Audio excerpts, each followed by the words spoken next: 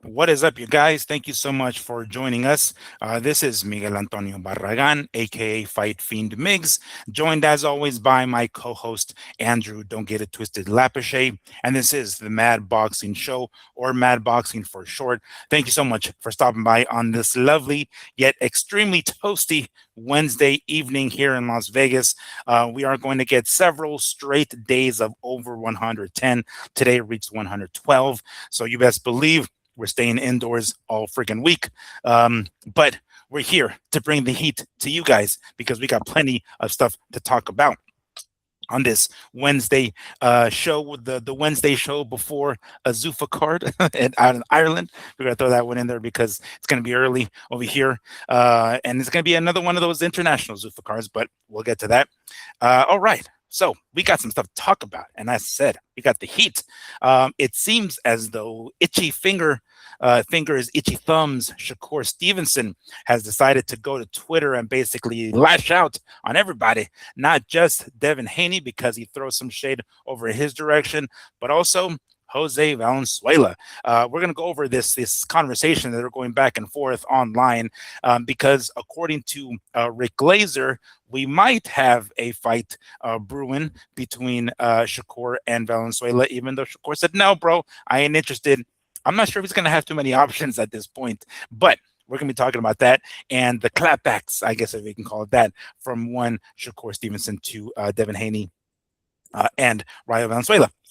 Then we continue on with the theme of one Devin Haney. Last week, we talked about the soap opera drama that was Keyshawn Davis withdrawing as the #1 contender and no longer going to pursue the WBO welterweight championship and welterweight champion Devin Haney. So that leaves a gap, that leaves an opening, right? And we suspected, hey, it might even be Manny because it seems like he's the one that's next in line, right? Well, another name popped up earlier today, or I guess it was a few days ago, that we're going to be talking about. Maybe a possible opponent here next that seems to be on the radar for the Haneys. If it's not Manny, if it's not Keyshawn, well, maybe it's this guy. I'll leave that to a little secret and wait until you guys, we get later on into the show, so I can give you guys a little teaser for now. This reoccurring issue with fights being announced and then ultimately not happening. It looks as though we're not going to get David Benavidez and the WBC Cruiserweight champion Noel Mikaelian, if I'm pronouncing his name right, because apparently Mikaelian decided to turn left, totally swerving, and now lands on the co-main event spot of Ryan Garcia and Conor Benn. And we're going to let you know who his opponent is because it seems like Zuffa already announced it. So, but there's going to be some repercussions. There's consequences. According to the WBC, they might strip him of the championship. According to his very own promoter, Don King, he might have to sue because everyone thought the fight was made with Mikaelian and Benavidez, but apparently it wasn't. And there might be some serious consequences for this swerve that Mikaelian did on all of us, including Benavidez himself, of course. But we're going to be talking about that, and the continuing development of Anthony Joshua and Tyson Fury that we all thought deserved a spot in the UK. It turns out that it won't be there, at least so far. It appears as though it might be here in the US. Well, I should say it most likely is going to be here in the US. And it looks like the location is, kind of still up in the air, but they're narrowing down on a specific city that we'll be talking about here shortly. And the fight, unfortunately, might not even happen this year. Damn it, Andrew, as he predicted last week, a few weeks ago. Moving on, this was kind of a weird one. If you guys remember, a while back, Dana White was asked if there was a potential of any UFC fighters, either current or retired, I guess I've left the octagon, that might make the jump to Zuffa Boxing. And I want to say his answer had something to do along the lines with hell no, or one of those kind of things. Well, turns out Turki Al Sheikh has reached out to one of these guys who will might surprise you. We'll talk about that exactly because boy, his name is in the news this week, this month in particular, because he's got a fight coming up. But definitely interesting that one Dana White said no, and Turkey's like, "How about yeah? You sure about that? Let's bring in that funny meme. It's like, are you sure about that?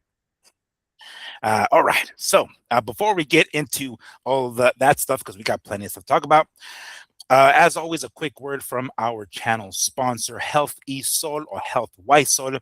Make sure to check them out. If you happen to find anything you want to try, make sure to use the code MADBoxing10 at checkout and get 10% off of your purchase, or follow the affiliate link that's going to be in the description of this video and get the same 10% off. As I always say, lavender patchouli is my favorite, and I just stocked up on it. Well, I should say I just ordered it. It hasn't arrived yet, but you go through these bars of soap relatively fast, right? Because you shower every other day. At least I do from working from home. But nonetheless, make sure to give them a try. Health Isol, Health Ysol, MADBoxing10 at checkout and get 10% off, or the affiliate link below. All right, so let's go ahead and get crack-a-lacking with Twitter fingers, as I guess seems to be the case now with one Shakur Stevenson. It's kind of funny. Back in the day, I think it was Teofimo Lopez that called Devin Haney the email champion because that's where he does all his fighting online. Well, it looks like that has been, I don't know, Shakur has been knighted as that now because apparently he's gone to social media to clap back at one Devin Haney. I want to bring this up because they were I believe it was Bill Haney and Shakur Stevens that were going back and forth online, right, through Twitter and specific. It seems as though Twitter is the way to go. That's the specifically text, right? There's no real images to that like it would be Facebook or Instagram or anything like that. It's like specifically texting, right? Essentially, is what that is. But after this whole debacle with Keyshawn Davis, which we'll talk about here shortly, but with him withdrawing and now Devin Haney kind of, yeah, I mean, we know before Keyshawn at least that there was a possibility that we were going to get Devin Haney and Shakur Stevenson. What weight, of course, we don't know because that was kind of up in the air. Shakur wanted it at 144. For a brief moment, at least, Devin said, okay, let's do it. And and then we get Shakur signing with Zuffa, and then totally falling apart and backfiring with that plan. I gotta say, Shakur certainly has a lot of nerve to challenge the fighter in the weight class, a champion in the weight class above him, and say, no, let's meet in the middle because I call the shots here. Got a lot of nerve there, but funny that one Shakur Stevenson has decided to clap back at Devin. Let me go ahead and read what he has to say here, which is equally as funny. He says, and the way he starts it off right off the bat, he says, I'm too real for this fake shit. Are you really, Shakur? Are you really? Because that certainly is one way to start this conversation. He says, I allowed these same dudes who played bitch games with me for years to amp me up and get me hyped up for a fight that's not gonna happen. That's not even gonna happen. This is my last time letting these dudes clout chase my name when at heart I just wanted to fight on the terms that we agreed on. Yeah, we all agreed on. So what happened there, Shakur? He goes on to say, I won't be entertaining the circus anymore. Sorry, boxing and boxing fans, but you will never get the fight. You'll never get that fight. Door is closed. Them punk as ninjas, we can use that word, could mention my name, but no more. No more responses from me ever again. Now, Shakur, please get a publicist that will add punctuation to your sentences so I can understand when one particular sentence ends and another one continues, please. But yeah, Shakur decided to lay it all out, right, and give us the whole spiel. Andrew, let me go ahead and bring you into this here. Let's go ahead and start with the way Shakur starts this. I'm too real for fake shit. In addition to everything else he says, what do you think, or what was your reaction when you read Shakur Stevens's, I guess, response to the Haneys? Well, he's going to be fighting for a Zuffa title here soon, so I guess he's all into the fake shit. Because as of right now, Zuffa is not a real title still, correct? Correct. It's just an ornament. I bet you that's in the comments somewhere. I couldn't have been the first guy that thought of that one. But yeah, it's kind of hard to come out there saying, you're not into fake stuff when you're fighting for a title that's not recognized yet. Kind of giving me Terrence Crawford vibes Oh, back in the day. so? Uh-huh. He just seems like he's on the wrong side of the street now. He's gonna Oh, be no, Andrew, don't go that direction. Now you're going to have to drop those lines. well. Doesn't it feel that way?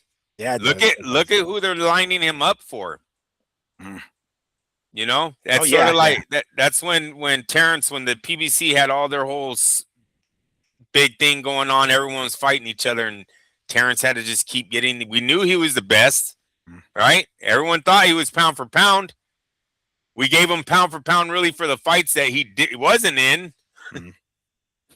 Shakur's been in some good fights, but it really does seem like, I mean, if this is true about him and Jose coming up, that's his first fight under Zuffa. I agree with you. Somebody lied to him, bro. Somebody lied. I don't think that name was on the opponent's list when they first said sign this contract. Yeah, and we'll talk about that shortly because he does get into a verbal spat, or I guess a written spat with him as well. Because like I'm telling you, he's Twitter fingers now. He gets into a scuffle, I guess text wise with on Twitter with the Haneys, and then he does the same thing with Valenzuela. But he goes on to say that I'm not gonna entertain these guys anymore. Entertain the circus. Kind of slippery slope there. Be careful with how you describe him. But regardless, he says, I'm done with these guys using my name as clout, right?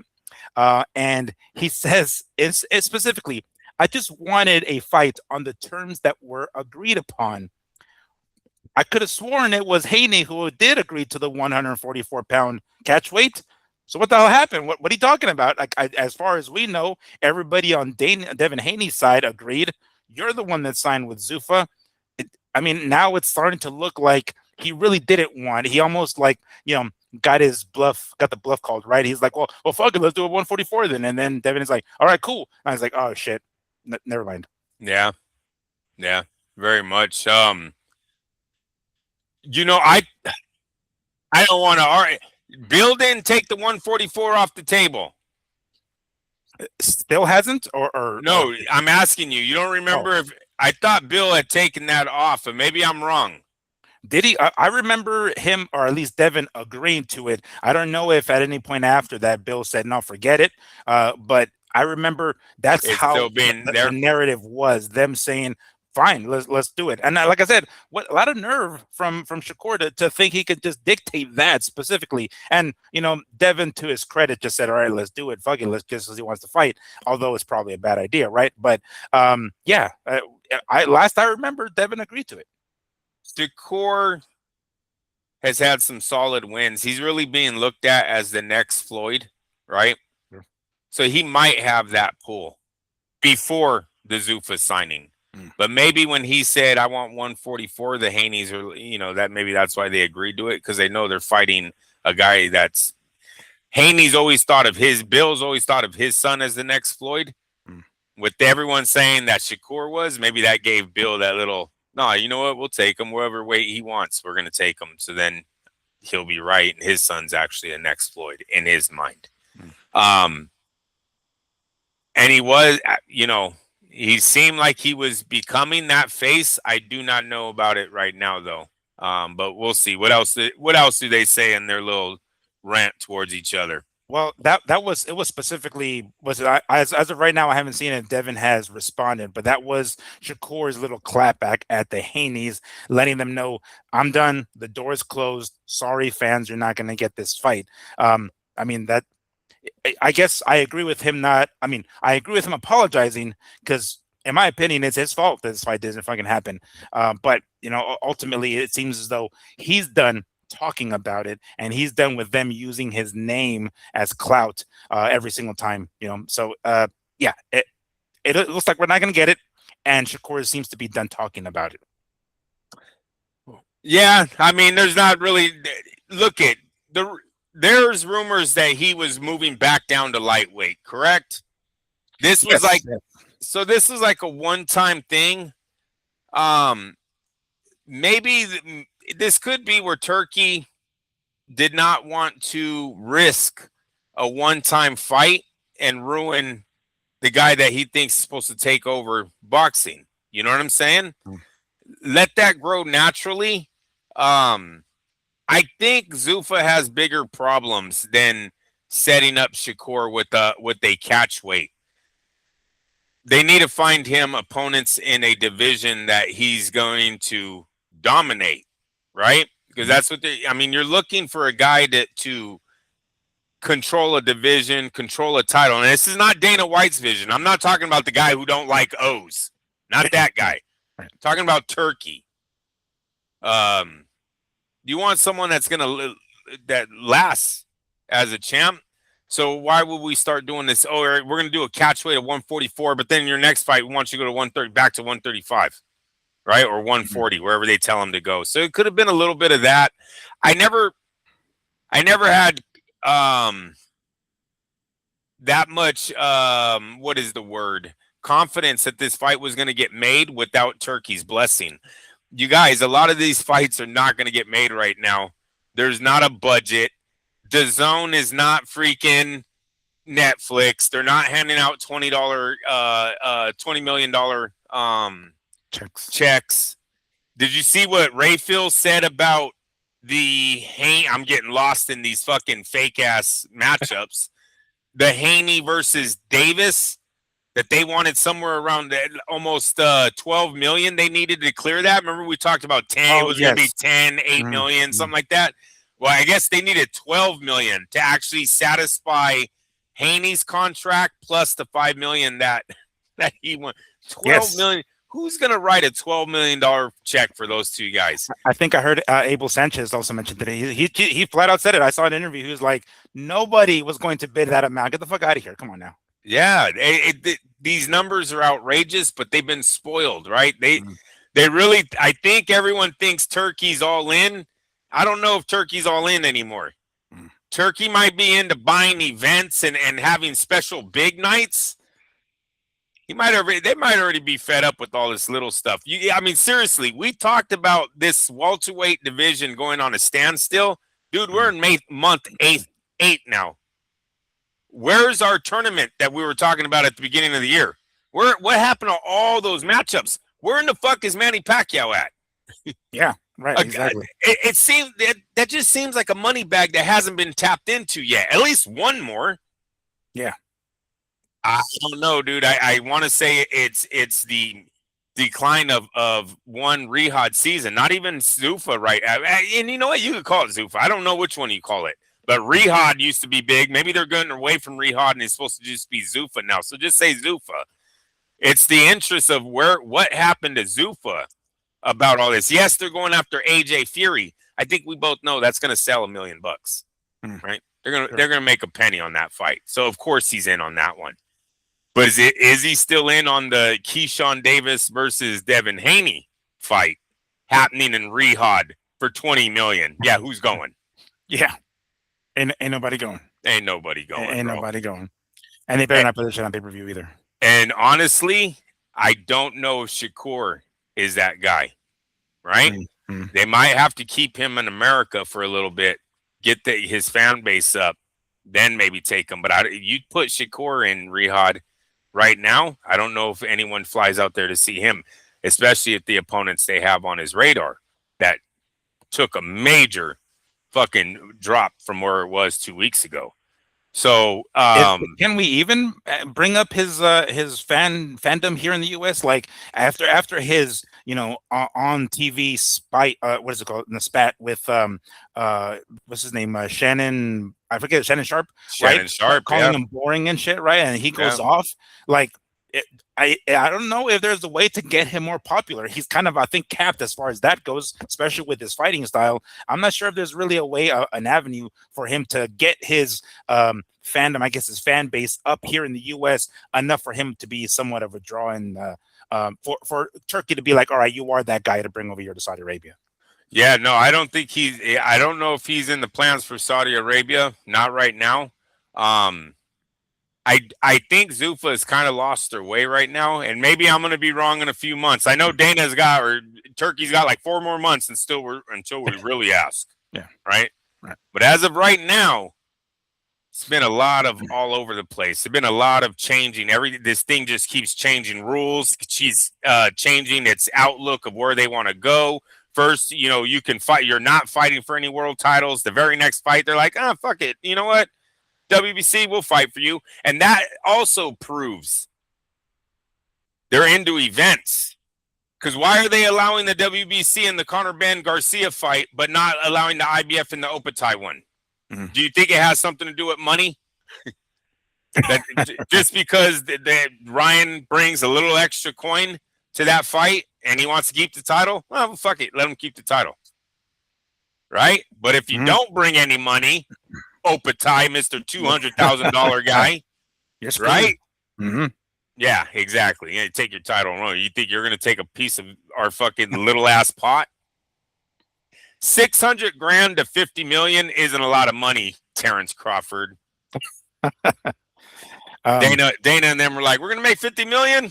Fuck it, bring his title. Don't care. Give him his little money. Sure, why not? Add that to it. And to add on to what you said as far as like Zuffa seemed to be losing their way. Shakur moved up to 140 to fight Teofimo, and he beat him. Well, according to Zuffa, they don't have a 140-pound division, so either Fu goes up to 147 or goes back down 135. It seems as though going back to 135 is the direction it's going to go. He's calling out everybody and their mamas, right? One specifically, Lamont Roach. He calls him out. He says, you know what? Fuck it. Let me go ahead and bring up his other itchy thumbs, Twitter fingers, going online talking about Lamont Roach. And in doing so, caught the attention of another Zuffa lightweight who might end up ultimately being his opponent. Let's go ahead and throw this in here.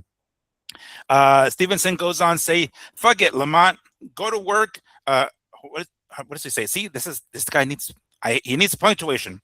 It says, go to work so me and you can bang it out for the best 135-pounder on the planet. Yes, he put DA as the planet.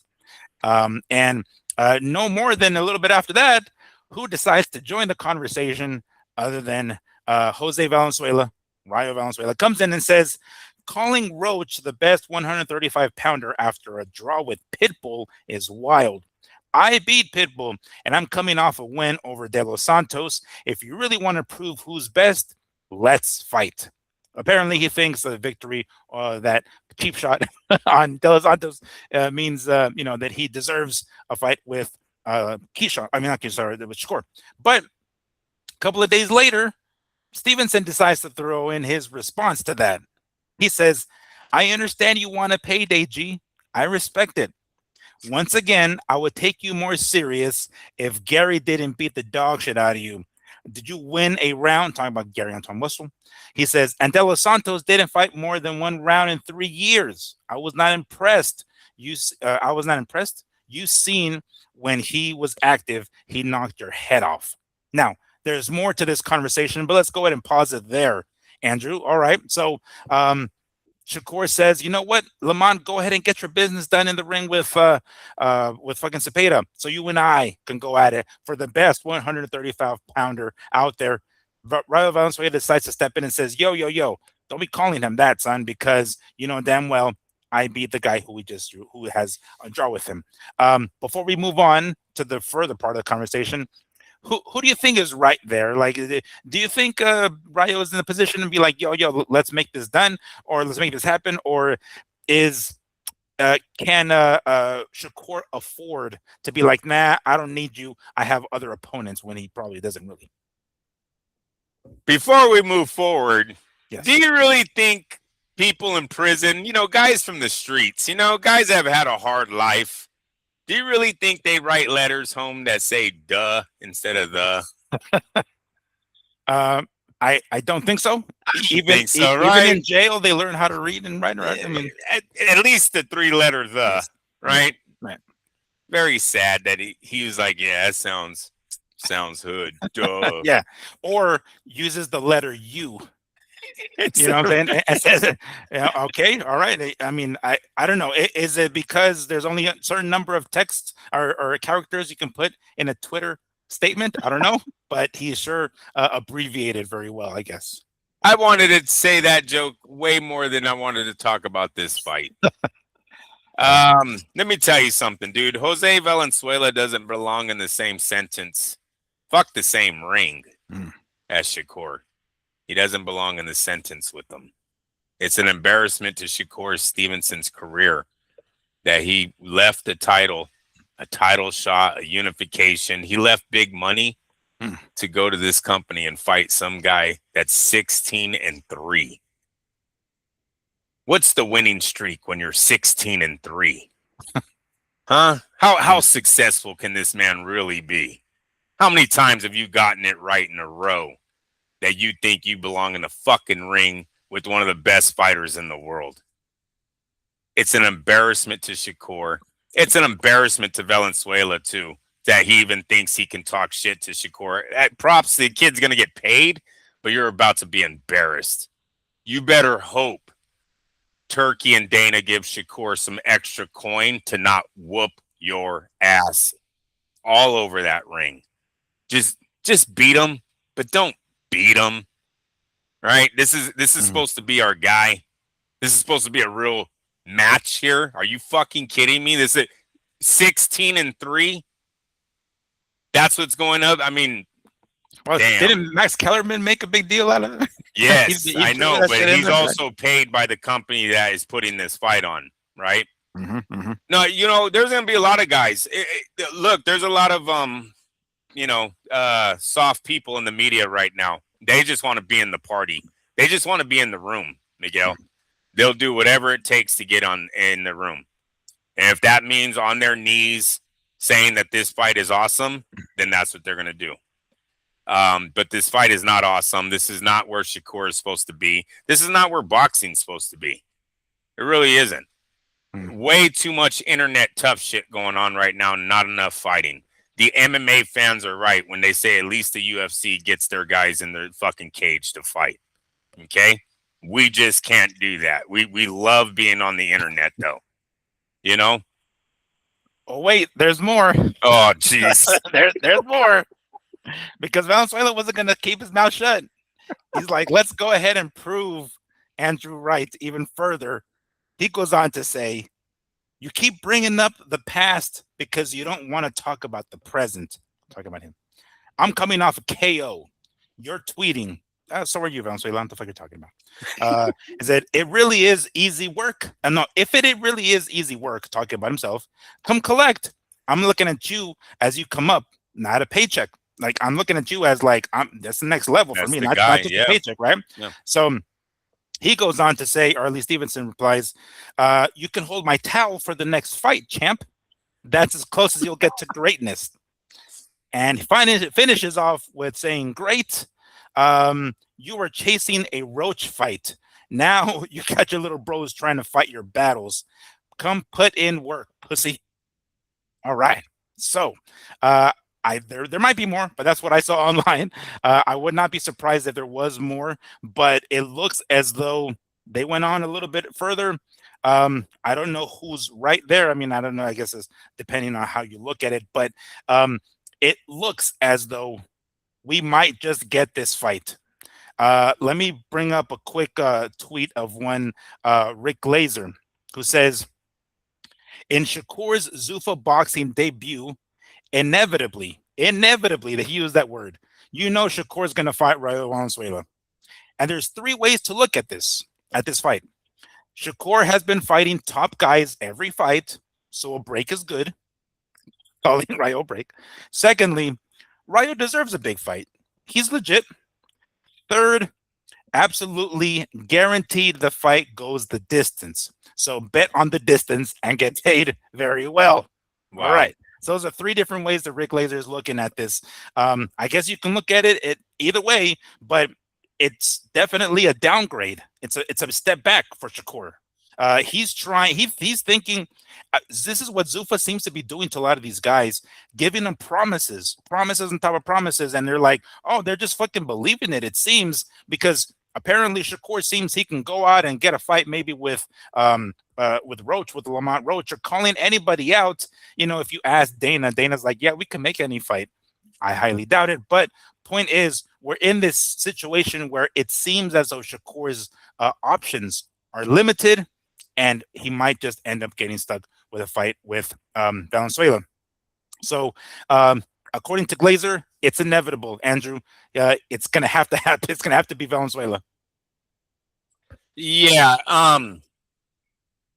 I got ratings for you, dude. Oh, you want me to help? You want me to help Zuffa out right now? Please.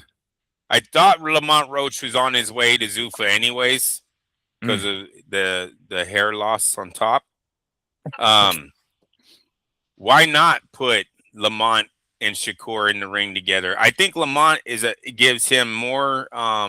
That's a better fight for his opening day on Zuffa than Valenzuela. But you put Valenzuela on the undercard. Winners meet each other, right? So now you might get the interest of not only just the whole boxing world in general, but you might get the interest of all those casual Tank Davis fans that want to see Shakur go up against Lamont, right? See how he does against him. Then you're going to get the Zuffa side chasing the Rayo kid, right? Because you got some Zuffa fans. It might be under 100,000, but there's some out there.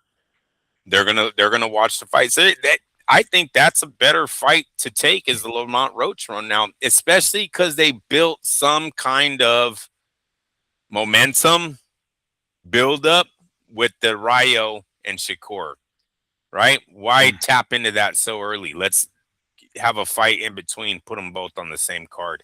I know Lamont's coming off a loss, bro, but I kind of like that fight more than I do Valenzuela for Shakur. At least, like I said, fucking 2 weeks ago, Roach can get a defeat and still have a fight left in him because of the show with Tank. There's gonna be someone that will still fight that guy. Whereas in Sepeta, that was his one and done. If he lost to Roach, I wouldn't have seen him getting another shot for a minute. He's just too dangerous. So it was very good that Sepeta won. But here's Roach. Not only a week later, his name is back involved with the major fight. I like that fight, and I think that's the way Turkey should go. You tap into the Valenzuela fight right away. I don't know what the future is for this, right? We're trying to build something here. At least those two now have some kind of history of going back and forth. The fans kind of know about it.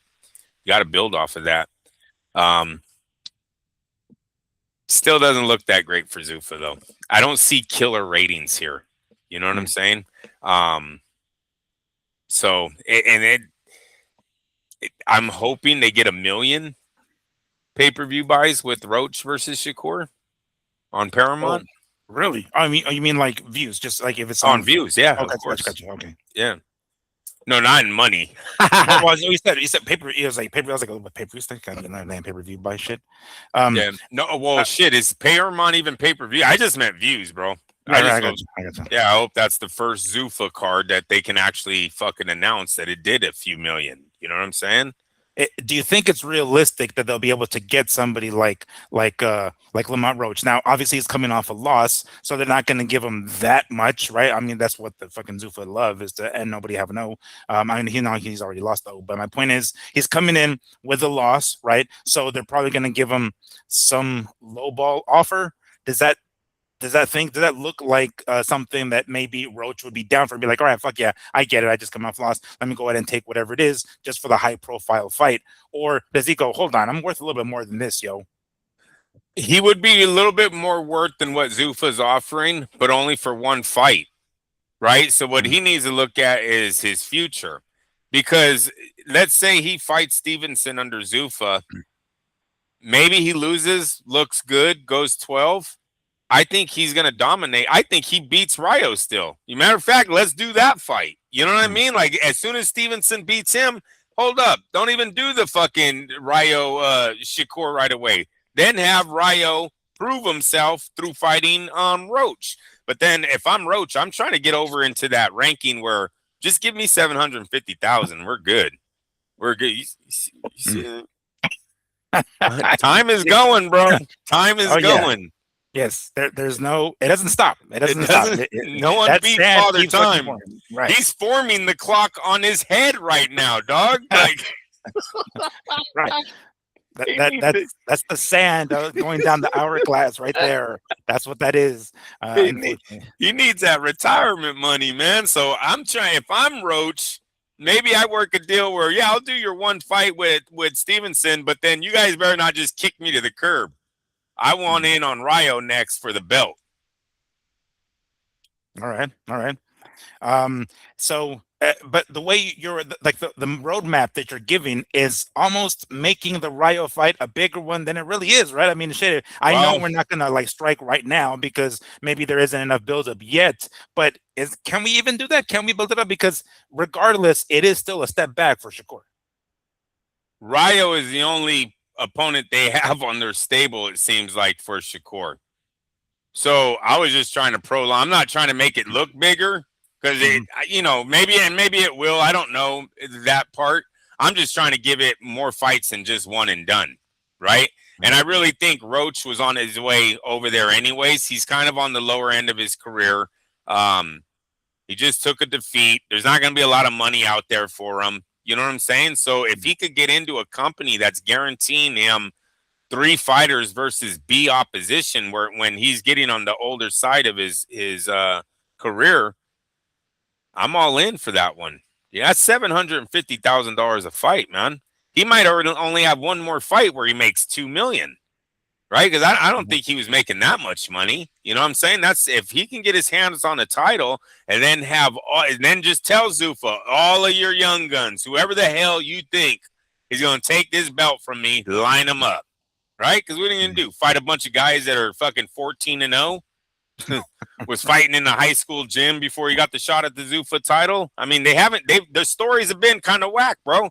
Been like 3 retired guys. There was one guy that was literally fighting in a gym. Like, their stories are all over the place. I would love to get $750,000 to do sparring matches. Seems like a good career move for Roach. It's going to be a lot of fighters, Miguel, that can make good money. I just don't know.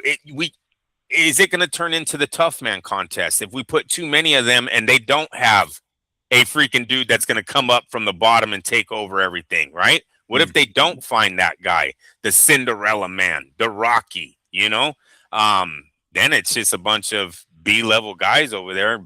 It's Strike Force or whatever. Fucking, you have the UFC, then you have PFL. Is that the PFL? Yeah, currently it used to be Bellator. There's a lot of other ones for sure. There you go. The Bush leagues. So that's what they need. But for a fighter like Lamont Roach, I would definitely be interested in going over there. And I think you can. This is what I want to say. I think you can dictate some of your career as long as you stay in their little money pocket. Because Dana don't know what the fuck he's doing. Can we all say, look, we're gonna come up with shit that Dana was all off. He's gonna have to walk back on a lot of shit coming up here in his next few press conferences. He already has. I mean, he already has. Oh, rather okay. not he's admitting it. Rather not. I mean, he won't admit it. I'm saying, but realistically, and I know about the old ones. I'm talking about some of these newer ones. He's gonna have to walk back on too. You know what I'm saying? There's like a new list of shit. He's gonna be. I never said that. Like, oh, here we go again. So yeah, it just looks like they don't really know they have found a way yet. You know what I mean? So I think if I was some fighters, I think you could probably dictate your career a little in the Zuffa world as long as you play by their rules and you don't fucking hissy fit after the fight about how much money you make. I think they're all good right now. All right. So that seems plausible. Then you think they can make some sort of Shakur and Lamont type fight going? Because it seems as though, like I was saying, that the promises that they're giving these fighters is that they have the impression that they can fight just anybody, right? Anybody outside of Zuffa too, and that's what at least Shakur thinks because he's reaching out to Lamont and saying, "Let's get it done." I just didn't think that was the case. I figured it was what Zuffa's trying to do is have everything in-house, and there isn't a guy already there, then they probably won't do it. But you're thinking they'll just sign Yes. Lamont into the fucking thing and bring him into the fold? Yeah, most definitely. You sign him because when we looked up his promotional status, I believe it's his father that Mm. runs a promotional company, and then they will allow whoever's throwing the fight to co-promote. So he's worked with Oscar, he's worked with PBC, but it seems like they are floaters, like they don't have a solid contract. So yes, dude, I think Zuffa totally gobbles him up. I wouldn't see why not. He's a decent fighter. He has the Tank Davis connection. He has the Isaac Cruz connection. Um, decent fights, and then even the Cepeda, they could show highlights of that one. It's not like he got knocked out in that fight. You know what I mean? There's some highlights there. So yeah, no, he's definitely a name that would draw some attention. Miguel, more attention to what Zuffa's getting right now. How about that one? Right? I think it's an upgrade from the guys they're putting on their cards so far, without the names of Berlanga and Hitchens, even though we didn't get no ratings. Right. Womp womp womp. Still haven't. No, it's not coming. No, They're not no, coming. no. I know what I'm saying, but it's even now. Just fucking with you, bro. It's like, don't hold your breath, fool. Don't Yeah. hold your breath because the shit ain't coming. Do you That's think? 10 million they paid. Well, allegedly. Allegedly, yeah, whatever. Do you think we get Shakur in the ring before the end of 2026? Yes. Yeah, because he's gonna fight a B opponent. Not Lamont, or are you talking about Lamont? He's still a B guy. He's still a B right. opponent. It's not like he's gonna demand, no, I want 2027. So as long as Shakur's ready, they're gonna say, we don't give a fuck about you. Shakur says he's ready on this date. So do you want to sign and fight him? That's all that's gonna go, right? Because he's going to Zuffa with the loss. He's not going to Zuffa. If he wins, he probably tells them he doesn't want their contract or that. I know he can't, but I'm just saying he's going there with the loss. So they know he's losing. I think they give everything to Shakur on this. He's the A side, so whatever date Shakur wants, the opponent has to sign off on it. All right. All right. Anything else you want to add to this damn drama, Twitter drama between three guys, I guess, Shakur, Devin, and I guess really more so Shakur and Rayo. But anything else you want to add to that before we move on to the next topic, which is kind of sort of attached to? Nope, that's good. All right. So the next one is kind of a goofy one. We did talk about Devin Haney here for just a few brief moments because it started with Shakur clapping back at the Haneys. We've been following this the development of Keyshawn Davis not wanting to face Devin Haney for reasons. Partially, I'm sure, money, right? Initially being offered $3 million, as we understand, and then the fight with him and Devin going to a purse bid that Top Rank ultimately wins and guarantees him about 2 point something, a little over 2, which is less than the 3 initially offered. So of course he backs down and says, "No, that's cool. I'm not going to continue with this." We suspect that there's a lot more that we don't know of. Of course, him. And I guess he unfollowed Jay Prince on social media. So now there's something going on, right? We haven't heard the end of it, obviously, but we suspect there's more going on that we know. Yes, sir. And they also said now they're reporting that it was Jay Prince that asked for the WBO mandatory ranking. Did you hear that one? They're coming out and saying that? Please, no. So it's like, why did he ask for it and then tell his fighter twice to turn it down? Somebody's lying in this one. There's a lot of rumors out there and something's not right on the story just doesn't match up. You know what I'm saying? Yeah. The math isn't mathing right now. Yeah. So because of that saga, that basically left Devin Haney without an opponent, without a mandatory title defense. We have since speculated because we saw it online that hell, maybe Manny Pacquiao's going to step into this and be like, oh, well, shit, hell yeah. Well, that definitely is a great fucking fight. Why not? Let's bring back the legend, maybe a chance to pass the torch XYZ, sort of, right? Kind of. But that certainly caught everybody's attention, thinking, all right, well, maybe we might get it, even though there was some Facebook kind of Q&A going on with Manny Pacquiao, and either the question was answered and he didn't answer it, he dodged it, or it wasn't answered at all or asked at all. But that means that we have something something else around the corner here. When we discovered that there was going to be no Keyshawn and moved on to possibly Manny, well, it looks like it won't be Manny either. According to the Ring magazine, and of course Mike Coppinger, uh, No Limit Boxing and Liam Paro have been reportedly in currently open discussions with Devin Haney and WBO Welterweight Championship in a unification fight. Now, if you guys recall, Paro just recently won the IBF Welterweight Championship, and it was a fight kind of over there in, I believe it was Australia where he got it. I forgot. It's out of the US basically, and it was one of those belts that was kind of floating around, right? The IBF belt that Crocker, he beat Lewis Crocker, and we kind of forgot about it for a little bit because they're not American, so we tend to forget. Well, poof. Andrew, to kind of answer your question earlier, what happened to this welterweight tournament? We thought, well, we're kind of sort of getting it. It's not a full-blown thing, but Devin Haney wants to be the undisputed champion at 147. Can't get a crack at the WBC belt right now just because Ryan is busy with Connor. Well, we know the WBA is held up because Rolly is going to be busy with Teofimo. He's the WBO champ. Who else is left? The IBF champ, Liam Paro. Now, of course, this is just simply early talks, right? So it's not like it's something that we know for sure. But when we hear it from the guy's own promoter, right, No Limit, and it's reported on the Ring magazine, that's a little bit more legit. Okay, it's not exactly the high-profile type of fights like Devin and Ryan or Devin and anybody else for that matter, Rolly Romero. Liam Paro, definitely not that big of a name, but he has the hardware. This is the next best thing, really, to any one of those guys.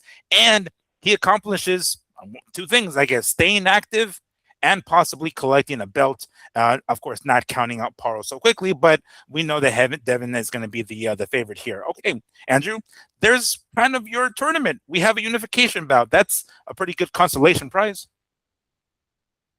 Are you serious right now? I'm serious. I wanted to collecting a belt. I was acting like I was going to act like I was frozen. No. Oh shit. Oh, what the? See, look at that. Nah, see what happens I know, Zuffa, man. Like, don't you talking about Ring magazine? Don't you start. No, look. It sounds like Devin Haney's outpriced himself in every situation that he's in. I know they're going to blame Keyshawn, but you got to hear it out.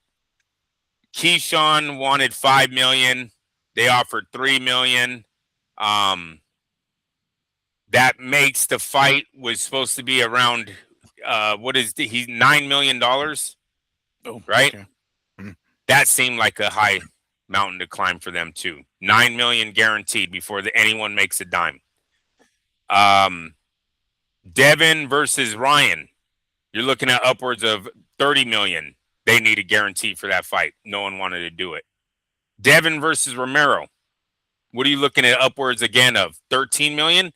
You know, you're going to say again, Romero probably makes $3-5 million, right? So you're looking at $11 million on the high side, 5 and 6, $11 million they need to make.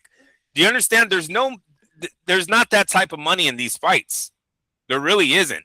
So to me, Devin and Bill are being greedy by going out and picking the cheapest fish, not the smallest fish.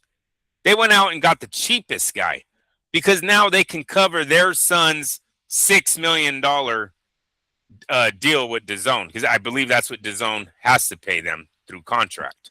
Right. Am I correct on that? That's how I understand it. So I thought like Devin's money was already taken care of by DAZN. So that's how I thought.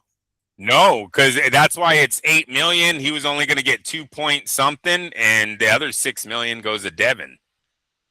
So in all of these bids, that $6 million is already attached to these fights. All these other guys that we were talking, Ryan Garcia, Romero, Pacquiao, and Keyshawn are all other. They want to make their millions too, right?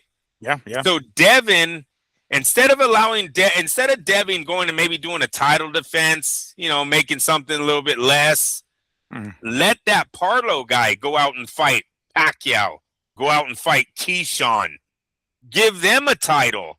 Then you can unify and everybody can make money. Right? The pot will be bigger. But instead, him and his dad are going to go gobble up this belt. And then what are they going to do? Go, oh, yeah, I told you we Floyd. Now we want $8 million. Well, is it going to come off his price? Manny isn't going to come off his price. Ryan Garcia is definitely not coming off his price. As a matter of fact, if he beats Conor Ben, give a shit, he has a 5 knockdown win against you or not, he's definitely raising the price on him. You already seen what Ryan told him. I'll never fight him again because he keeps saying that I cheated. So that price definitely goes up. Will Devin ever be in another big fight? Because he's outpriced himself. You got to notice something. If the money's there, they're going to give it to you. Didn't I just tell you guys about that WBC title being a part of the Ryan Garcia fight, but not the IBF not being part of the Opetaia? Well, put that right into Devin Haney's career too. If you were worth $10 million, believe me, they were going to give you $6 million.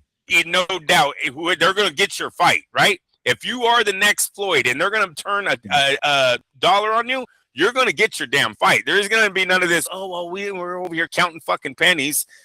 Who's going to give a bid? Do you think that was ever said in a Floyd Mayweather fight? Who's going to sign them for $12 million? Bill? Is your son really Floyd, Bill? Can we tone it down a little? Because it really does seem like it's your son's price that is not getting these fights done. I'm on the outside looking in. I could be totally naive to this, but he's the one not getting the fight. Am I correct?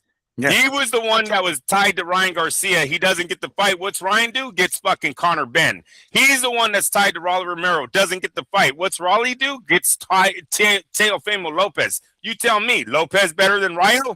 Oh, Rayo's going after him. Who's he? Oh, Paro. Yeah, Lopez beat Paro? Yeah.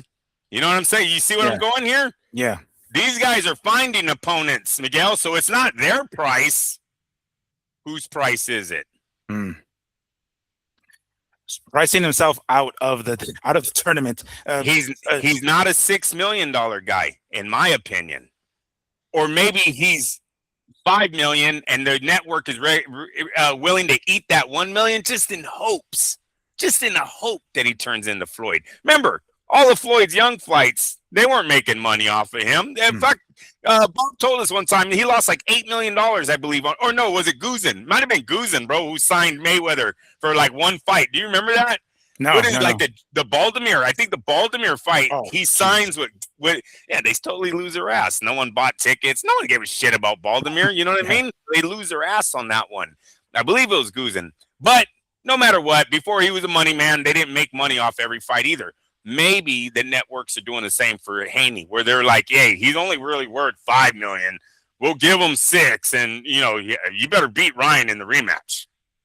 Right? So it might be a deal like that, where now every time you match him up with someone else that wants over $3 million, where the fuck are we gonna get this money from? Where are we gonna get this money from? Turki is not answering the phone. Look at all of these fights. Garcia, Romero, Pacquiao, Keyshawn. Rihad wanted part of none of them. Did you see Rihad come out one time and go, oh, that's interesting. How much do you want for that fight? Wake up, people. Better get in where you can. And Zuffa, for a lot of you guys that are on the brink of fucking retiring, I'd be calling. Zuffa needs a stable, dude. Zuffa needs a lightweight division here pretty fast. Who's that the guy? Conciao, is he a fucking lightweight? Yeah. He just lost, yeah. Call him. Bring him on down. I'm telling you, if I'm Conciao, I call them. Don't wait for them to call you, because it looks like they're the ones that don't have a fucking stable. You know what I mean? You need a fight on Paramount? I'm here. I got experience. No, I was getting him confused with De Los Santos, but now I was like, I thought he did, but I was like, no, of course not. No, that's Santos. He fought twice. Yeah. So he fought him twice too. Oh yeah, that's right. Did pound pound twice. So Paro most likely is gonna get what, less than the two that Oh fuck yeah. He yeah. gets 2 million, maybe 1.5 million, bro. Come on. Damn. To give up to divvy up his belt to hand over his IBF belt. Now maybe his promotional company will work something out where they give him some kind of money from over there, you know, Mm. with whatever TV deals, whatever stuff that he strikes on his own. But no, not from DAZN. No way. He's the Mm. cheapest of this whole list that Devin Haney and his father have given us. This is the cheapest guy. So of course you're going with him. What is the reason that you're not signing any of these other fights that you fucking told us your son was going to get into? The common denominator, in my opinion, Devin Haney's paycheck. Damn. So You think presumably, DAZN, huh? until DAZN breaks it off with him, they're not going to come out and go, "We're in the red every fucking time we put the kid on TV." What do you think we're Oh, going to go? with Devin breaks it off with Devin. Yeah, yeah. Oh. We're not going to know the real story about why these other fights didn't get made. I mean, come on. If they thought the dude was going to do 1.4 million or 1 million pay-per-view buys, I think you overpay Romero, Pacquiao, and Davis. Damn. If he's the guy, right? Yeah. Remember, Robbie was supposed to be fucking retired in his last fight, bro. Right. That's Yeah. what kind of confidence we had in Raleigh one fight ago. Mm. I would have overpaid if I had Floyd. Well, you want 5 million, whatever. We'll make 100 million a night as soon as this guy gets your belt. As soon as he gets your belt, so, you know. Do you get what I'm saying? Is it going to get worse? Presumably, he's going to win. Haney's going to win, and he's going to unify the belts. And there, so he was able to snatch up another belt without having to face one of these other guys yet. And now with two belts, shit, his head is going to have to be like fucking like this, right? I mean, at this point, that price now he's not going to come down from the price. He's like, well, fuck it, I'm the unified champ here. Who else is a unified champ? The only thing they can pray for is that Ryan Garcia is successful on September 12th versus Conor Benn. If the Haneys can grab this fight with Parlo and take that title, it's a huge, huge fight. Yes, you'll see Turki Ali Sheik talking about Haney versus Garcia too immediately after Garcia beats Ben, or however, vice versa if the other fight comes in next. But that would be the only fight that's left that makes them money that these two guys are sitting in. Granted, I think Ryan, if he beats Conor Benn, Garcia, Romero, Pacquiao, Davis, Pitbull, Cruz, they don't give a fuck. They'll put anyone in the ring with him because he makes money. We already know the kid's legit. You understand? The kid, do you know what Vegas is going to be if Ryan beats Conor? Right? He turns into probably the Vegas guy. You know what I'm saying? So I don't think he's going to be the September 12th kid, though. I don't think that's on the you table. Don't think so? No. I think he's ruined that. His own behavior with the. Yeah, no, I'm not even going to say with the diehards. No, I think he's ruined that. To be that face and people take him seriously, like, yeah, he's Mexicano. No, it's not happening. But he can be the face of Las Vegas, dude. Bring in the American flag. Just find another way. Find another way to attach yourself, and you should be fine, right? There's a big push for Mexican Americans in America. You know, wear some Dodger hats. Come out in a lowrider with Ice Cube. I don't fucking know. You know, connect into the LA scene. Yeah, I mean, he's from Southern. Why not? He's from Southern California, right? Last time I checked, there used to be a lot of fight. Victorville or something, fucking obscure ass desert town. Yeah, but it's still Southern California. I'm sure there's a lot of Dodgers fans, Angels fans, you know, Mexican Americans that have been here for a few generations. Like, tap into them. Shit, find a way. Find a way. Then maybe you can turn in September 12th. But to be like, oh, I'm the next Canelo, not happening. That boat has sailed. Did you notice that on that AI generated picture poster of Conor Benn and Ryan Garcia, that Ryan actually has not just the U.S. flag but the Mexican flag? Did you notice that on there? I don't know if you ever noticed that. Like on the one that's closer to the camera, if you want to call it that, is the U.S. flag, but kind of back here you can barely see that he's got the Mexican flag on there. So he's trying. He wants to be the September 12th guy, right? All right. He's missing a lot. Speaking Spanish is one of them. Being douchey is another. I think he's too douchey. He's too Americanized for Mexicans to be like he's one of us. You know what I mean? They don't he to me he is a high school varsity fucking quarterback somewhere in America. You know, his hairstyle, his attitude. This kid, I swear to God, Definitely he's a his new kid. attitude. Yeah, That one he's that you sent me of him, just like, oh yeah, I'll be disappointed if I don't get him out. And if I like, what the fuck? What?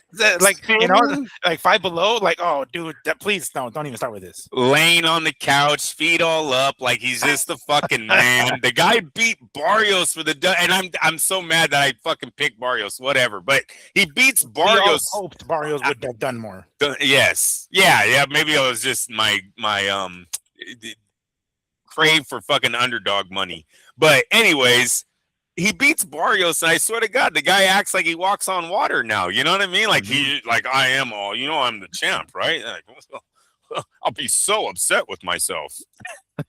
And it's funny because when Conor Ben brought that up, he's like, yeah, you get a title shot you don't fucking deserve. And it's like, yeah, and I beat him, and I beat him, and I beat him. Like, dude, he barely fucking. Let's look at his punch stats. He barely let his hands go. Stop. But yeah. So you're not. I mean, this is kind of sort of the tournament that you want, but it's not with the big names, unfortunately. Oh yeah, no. Does this take away from it? Like, I know maybe down the line in the near future we will get those fights with the bigger names, the unification. So it'll mean more. But this is kind of maybe one part of the puzzle that it's like over and done with. Like, all right, cool. Now we got Devin Haney with 2 belts. Now we can focus on Raleigh. Now we can focus on Garcia, which I thought maybe Garcia should have already fucking done. Like, fuck Barrios. I thought he probably maybe would have gone to what's it? I already forgot his name, but the other English champion who lost to Paro. Lewis Crocker. Like, I thought they were going to go to one of those guys, but ultimately it ended up happening for Paro. But this still kind of resolves part of the puzzle, right? I mean, now we have at some point, if this fight gets in heaven, Devin ends up winning, then we have our unified champion, and we kind of sort of have our tournament in place still. Okay, so you're talking about the tournament is starting with Haney and Paro. Yeah. Okay. It's the beginning of Paro. No R. No L. Sorry. No L. Paro. But yeah, it basically starts there. It is not as significant as if the belt would have been on somebody with a bigger name. I know. Yeah, no, and I think we were looking more at all of them were in line to get big fights. Were they not? I thought that we were about to start matching. Garcia might have been fighting Haney instead of, you know what I mean? Garcia Ben, who's not a welterweight. Yes, he's coming back to the welterweights, but he hasn't been in a welterweight division in a while, so that he's not a part of anything of the division, the tournament of the welterweights. And then you have Romero, who's fighting Lopez, who moved up. Correct? He's moving up himself. Yeah, so so it's not really a tournament. It's us picking on guys from other divisions, but whatever. Haney Paro, I get what you're saying. It's the start. It does give them 2 titles, but I'm telling you, bro, if Garcia does not beat Ben, Haney versus Ben, is that a $20 million fight? Maybe it is. You know what? Maybe it is. Man, I don't know. For as little known as Ben is, I mean, maybe he becomes. But in the UK, what about in the UK? And Devin will go over there, you think? No, well, they will just bring that money here. At that point, if Ben say Ben stops it, let's give him everything this night. Say he stops in. It's not like Ryan hasn't been stopped, right? So I'm not going out on a limb here. Let's say Ben stops Garcia. Haney beats Paro and is now the unified. Ben's the WBC. Do they make $20 million in Las Vegas when they meet? Oh, damn! I don't think so. Damn. I don't think so. I mean, Ben White might make himself more of a name by beating him, but whether or not he'll get all those fans and then make that fight like a 20 million type of fight, I don't know. So not the new Ricky Hatton if he beats Garcia? No way. All right. All right. Well, then maybe I have Ryan a little higher on the celebrity chart than you do. But I thought it's possible Garcia Ben, the winner, can then give Haney finally his first big paycheck as the face of boxing, what his dad keeps saying. Because I would tell Bill to his face that his son is not the face of boxing because he can't find an opponent. And to me, that doesn't make you the money man. For Raleigh, when Raleigh beat Ryan, did that make him a bigger? I mean, how much of a bigger name do you think that made him? To kind of compare that, let's say Connor does end up beating Ryan. Well, we saw what it did to Raleigh. I mean, it wasn't that much. Raleigh. So what's your question? What do you want? What are you asking there? To compare, like you have Garcia up on this, where like you think maybe Ben beating him can make him bigger, right? Oh If yeah, Ben hits yes, him. yes. Well, it didn't happen to Raleigh necessarily. Raleigh beat Ryan, and we have kind of Raleigh in the same spot. Maybe he gained a little bit more of notoriety. What is Raleigh Romero? What nationality is he? Cuban ethnicity. I think he is like part Cuban or something. That's part of the reason. That's all of the reason. He has Yeah, no really? fan. He has no fan base, bro. The Americans ain't really tuning into him, and who does he have to lean on? Where I'm talking about Ben, Ben becomes a star, and if he's not Cuban, that's funny as fuck because that's why he doesn't have a fan base. I thought. I I thought you mean, were looking it up. no. I mean, I'll look it up right now, but I'm almost certain he is because wasn't he Okay. like from Miami or something? Yeah, maybe. I just personally I don't know, but that's why I don't see him. That's why I don't think his name grew in America when he beat Garcia. Now, Ben from the UK with the famous father and the big fights with Chris Eubank. I think if you double down Ben by knocking out, remember I said knocking out Garcia. Yeah. I think he goes home to fucking British flags everywhere cheering him on in the streets, dude. He will be the man that came and defeated America. All right. So Rolly born in the U.S., but he is of Cuban descent. All right, so he is Junior Cuban. is a former boxer in Cuba. So yes, I was Awesome. almost certain that's what it was. Awesome, but yeah, that's why he didn't really get that big. Dang.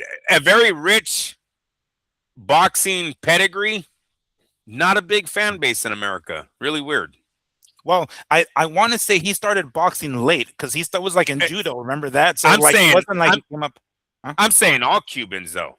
I just for as rich as they are in the amateurs and this history of winning gold medals and dominating and all that, it's almost like they reject boxing because Castro liked it. If that, you know what I mean? If you understand what I mean by that. Sure. Because why would you not love the sport that your country thrives in? Yeah, and it's a small country, and it represents it when you see those guys reach that status of like, oh shit, this is a big. You would want to support the shit out of them, right? It's like you want to like follow them and have them be representative of like, holy hell, this guy from our small island made it that big. Guilty by association, right? That's what they say there, and they're probably like, they're just puppets for who was once a dictator, no longer here. But I think his brother is now shooting in shit. charge. Yeah. I think guilty by association. I believe that's also a Linkin Park song. All right, so we might get Haney, we might and Paro. That seems to be the direction they're going to go. I'm sure we're going to find out in the near future here whether or not that happens. What a crazy like little time we have right now. This month we're going to have the WBA belt on the line with Rolly and Teofimo. Next month, we'll have the WBC belt in the line with Ryan and Connor. And then maybe, hell, shit, wouldn't it be tight if they decided to go with October? Like, let's do this fight on October. We have the IBF and WBO belt unification bout in October if they go that direction. I don't know if they will, but I'm just saying, figure it out there. But in close succession, we're going to have some answers or some questions answered, I would say. Yeah, no doubt. All right. Anything else we want to add to the deflated balloon that I was trying to give you with his unification tournament that you were like, fuck this shit. I don't want to watch these guys. Anything else you want to add to this one before we move on to the next one? No, sir. All right. Okay. So this next one, man, kind of disappointed. We thought, I should say, just when we thought we had a pretty big fight, or at least a decent fight, on the horizon. Unified cruiserweight champion David Benavidez, we thought was in line to fight the WBC cruiserweight champion in Noel Mikaelian, if I'm pronouncing that properly. And it looks as though that's the direction we're going to go. We're like, oh, shit, all right. Man, David Benavidez is just fucking collecting belts over here, right? He snatched 2 from Zurdo, and onto Mikaelian he goes.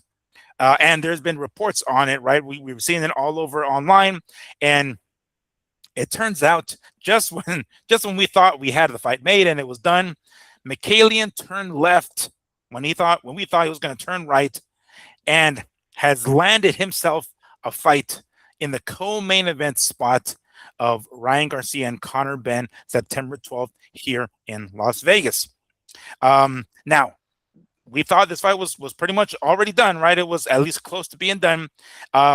Shockingly, now it looks like Mikaelian is in line.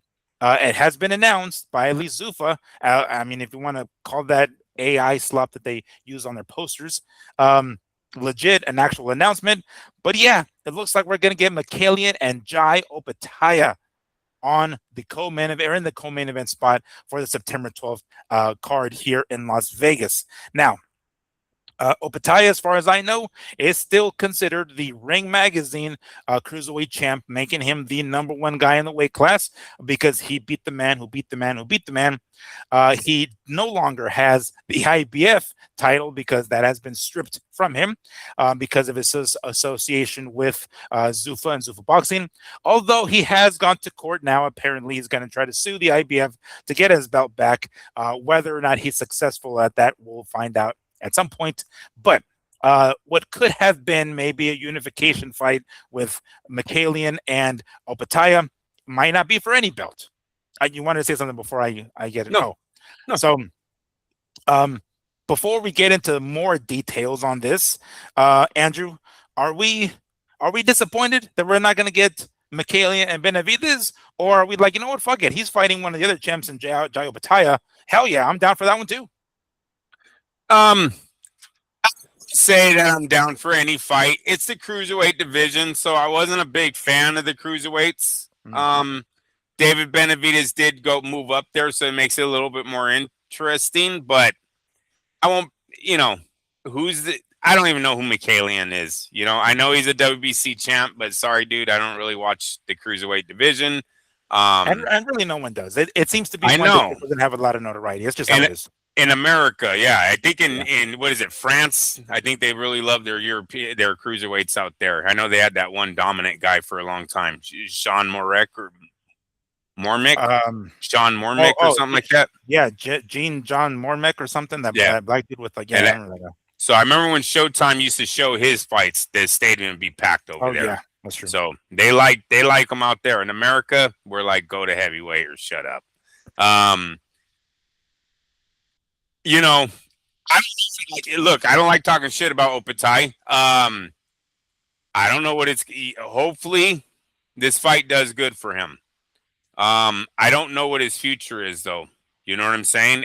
You would think that it's going to be David Benavidez, but will the money ever be there for a day without Turki going totally in the red and overpaying this young man? Will there ever be enough money on the table for Opetaia and David Benavidez to ever get in the ring? They would have to milk David for a little bit, right? Let him lose some of his momentum, maybe not have a few fights, get his price down a little. Without that happening and David thinking he's the face of boxing, I just don't see Opetaia going from a $200,000 to a $3 million fighter with the win over Mikaelian on the undercard of Garcia Ben that nobody's going to be paying attention to. Unfortunately, we all know how Las Vegas fights go. Right around 7:45, 8 p.m., the whole bottom bowl starts walking in. They're not there before. Nobody's going to be watching. That's true. I was looking at like his stats because my dad was talking to me about it. He's like, I heard Benavidez is going to fight this guy. Who the fuck is he? I'm like, I don't know. Well, let's look him up. 6'3". I was like, oh shit, all right, cool, all right, a big dude. Benavidez doesn't go up against generally, because of his size advantage, doesn't go up against guys that are roughly that. Although he did, of course, with Soto. But it's like, oh shit, all right, cool. 28 wins, 12 by KO, 3 losses. Mikaelian, right? So it's like, all right, well, he's a WBC champ. Okay, so be it. But as we said, Mikaelian has now turned left, and now he's going to go up against Opetaia, which we can presume Opetaia is most likely going to be the favorite and most likely going to knock the fuck out of this dude and maybe make a Benavidez fight even hotter. Well, Okay, wait a minute though. Yes, sir. Does Mikaelian have any good opponents? Do you see any names on? Because Opetaia has been hidden over there in New Zealand for a very long time, bro. This is actually him coming out into the big fish, the big ocean himself. You know what I mean? Eating a lot of small fish in his career. Could there be an avenue where a more experienced guy exposes Opetaia? The highlights that I see, kind of wild, kind of throw, you know what I mean? Yeah. Kind of raining punches down. Hopefully, one will land. So yeah, maybe interested, and the only reason why I say that is because Mikaelian. Am I saying it right? Mikaelian is the closest that Mikaelian? All right. Yeah. Because he won the WBC title. Does he have any significant names on there where at least he'll have a shot in hell to at least some sort of a shot, I guess I should say, to beating David Benavidez? Opetaia. My bad, Opetaia. So he's Mikaelian has traded wins with Badu Jack. Okay. That's one. He lost the majority decision that was close. He ended up winning in the rematch as a unanimous decision. He lost to that Brady's dude who I think has even lost to. Decent name though. Yeah, decent name, right? As far as like other names of the ones that I recognize, at least everything else not so much. And he has fought outside of his territory, his country. He's fought in the U.S. a few times already, so he's familiar with fighting here. And as a matter of fact, most recently, that rematch with Badujak was in L.A., so he's not foreign. What's his age? Let me see. Because you said he only had 16 fights, right? Or was it 26? No. 28. Well, total fights 30. But 28 wins. Oh wow! 3 losses, 12 KOs by 12 wins by KOs. Okay. He's 35. Ooh, yeah, fuck. Yeah, whatever. Nobody's watching. That's not a good tale of the tape, dude. No. The 3 losses and then the 35 years of age. But hey, listen, I like those 3 names that you put, or the 3 fights that you put out there. I'm guessing they all went 12 rounds. Let me see. Yes, they sure did. All right. Well, that's decent, man. That's decent. He's got experience. He's got 12-round decisions, win or loss, to some pretty heavy hitters in that division. You know, at least we can see if he exposes. Not saying he wins, but what if he's landing a tremendous lot on Opetaia? Then we're at least going to say, hey, hold on, hold the brakes on Opetaia, right? David's going to walk through this guy if the fucking old man can beat him up. You know what I'm saying? Something like that. So it's at least we'll gauge where Opetaia is. The diehards will. The casuals won't be watching. So if Opetaia's at home losing sleep because he thinks this is the biggest fight he's ever been in, he's going to be mistaken. There will be no one in that arena when he walks in there, especially in that fight because there's going to be a lot of casuals there. That whole bottom row is going to be influencers more than boxing fans. And it seems as though Opetaia has this idea that all this was sort of David Benavidez' fault. He's quoted by saying this: "Credit to Noel for stepping up to the plate, while others, yes, David Benavidez, I'm talking about you, continue to run and hide." Now, this is him, a quote directly from him. I'm not sure. Is he referring to, yo, you should be fighting me and not Mikaelian to begin with? Why you're going to Mikaelian at all? Because, of course, that was the fight that was supposed to be set up here before this happened and before Mikaelian decided to fight against Opetaia next. But is that what he's trying to say? Like, dude, you shouldn't have been fighting this motherfucker to begin with. You should be fighting against me. But since you're not, I guess I will fight the guy who you were supposed to fight. I guess. I mean, look, it really doesn't matter. Opetaia is not in the market for David Benavidez, just like David Benavidez was not in the market when he wanted to fight Canelo, right? When he wanted to fight Canelo, that whole $200 million offer was all bullshit. We all know that now. That was just them trying to get some clout off of Canelo's name.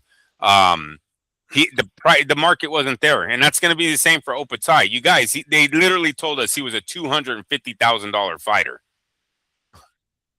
Yeah. How they need to change that before you start calling out $1 million guys. I know we all want to think, oh well, no, he deserves it. He deserves it. All right, is he going to get in the ring with David Benavidez for $500,000? Because that's double what he ever made. He should be happy on that, right?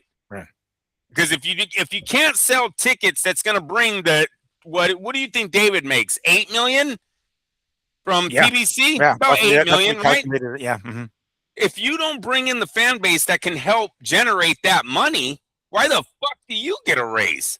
No one gives a shit about your Zuffa title. Like, Opetaia needs to wake the fuck up, man. Which is kind of cool because he's pictured with that on there. And yet again, when the announcement was made, they just called this the cruiserweight championship of the world. That's basically what they call it, right? Because they're not going to put what's up. Oh, so did you notice they didn't say the ring title? No, I didn't notice that. No, right? Is he not holding? What is he holding? He's not holding. He has the ring belt in that one picture. He does, and he's the ring champ. But could they have maybe lost their recognition for that title, so they don't want to get laughed at? Because there's a lot of insiders, bro, that are fucking pretty mad that dude still has that belt. I'm talking about the guys that are commenting, us the real diehards of the sport, right? We're like, this is bullshit. It's funny, but there are people out there that will write that in the comments under Opetaia, how the title's fake. Both of them are fake now. He hasn't fought in a top 5 in like fucking 2.5 years or something like that. Yeah, I mean that's even stretching more than Suleiman does for his guys, eh? Right. And that's for a belt that there are no sanctioning fees. At least Suleiman gets a check at some point, right? But Ring Magazine doesn't, apparently. So there might be some pretty serious consequences for one Mikaelian because of this left turn this swerve that they did here. Number one, it seems as though the WBC might step in and say, nah, bruh, we take this belt back. If you're not going to fight the dude that we're supposed to tell you to fight, and David Benavidez, then give us back the belt. So what could have been if the IBF, if Zuffa worked with sanctioning bodies in the IBF, we might have the IBF champion and WBC champ going at it on the undercard and on the co-main event spot. But now we might have neither. So it seems as though whoever the interim champion is, and I see it online here. I'm going to read it here shortly, but it seems as though the interim champion at cruiserweight might be raised to a full champ, and that might be the guy that David Benavidez is going to be fighting. That's what it looks like, at least. Furthermore, it looks like Don King is planning to get into, because he's the one that promotes Mikaelian, says suing the WBC champ in Noel Mikaelian. After Mikaelian bypassed a planned unification bout with David Benavidez to sign with Zuffa for the September 12th fight, Don King claims Mikaelian has an active signed contract with him. This is not the first time that we've heard this kind of stuff from Zuffa, doing these kinds of things to sign guys who are still in talks with other people and under contracts with other people. And it looks like this is another one of those situations. So not only is Mikaelian put himself in serious shit by possibly being sued by Don King as promoter, but also having the WBC strip him of his championship. I hope whatever amount of money they're going to give him, Zuffa, I'm saying, to fight Opetaia is worth all this fucking legal headache shit that he might have to go through, because now he just puts himself in some serious deep shit for just not going through that. I mean, that David Benavidez fight would have been dope. I would have totally been down with that. Yeah, granted, it's not the number one dude at the division, but who gives a shit? That might have come next. Why do it now? It just seems that he just totally torpedoed his career by going for this, what may be a payday, a major payday, of maybe the biggest one of his career. I don't know. To sacrifice this. Andrew, he just put himself in some serious shit here for this. How much money could they be offering him for him to put himself in this situation to take on that, to take Opetaia in that fight? Oh, that I have no idea. They definitely gave him a raise. They found out what he was probably making on the other fight, doubled it, because Turki stepped in to do that, and they move forward. So I don't know what they're making. Granted, it wasn't $1 million. If the number one guy in the division ain't making $1 million, the dingbat who's 35 with 3 losses is not making anywhere near what Opetaia is making. So it was a cheap purchase. The cruiserweight division was a cheap purchase, really. That's why they're able to do all this and burn people. One thing I will say is Don King's usually a man that has his contracts bulletproof, right?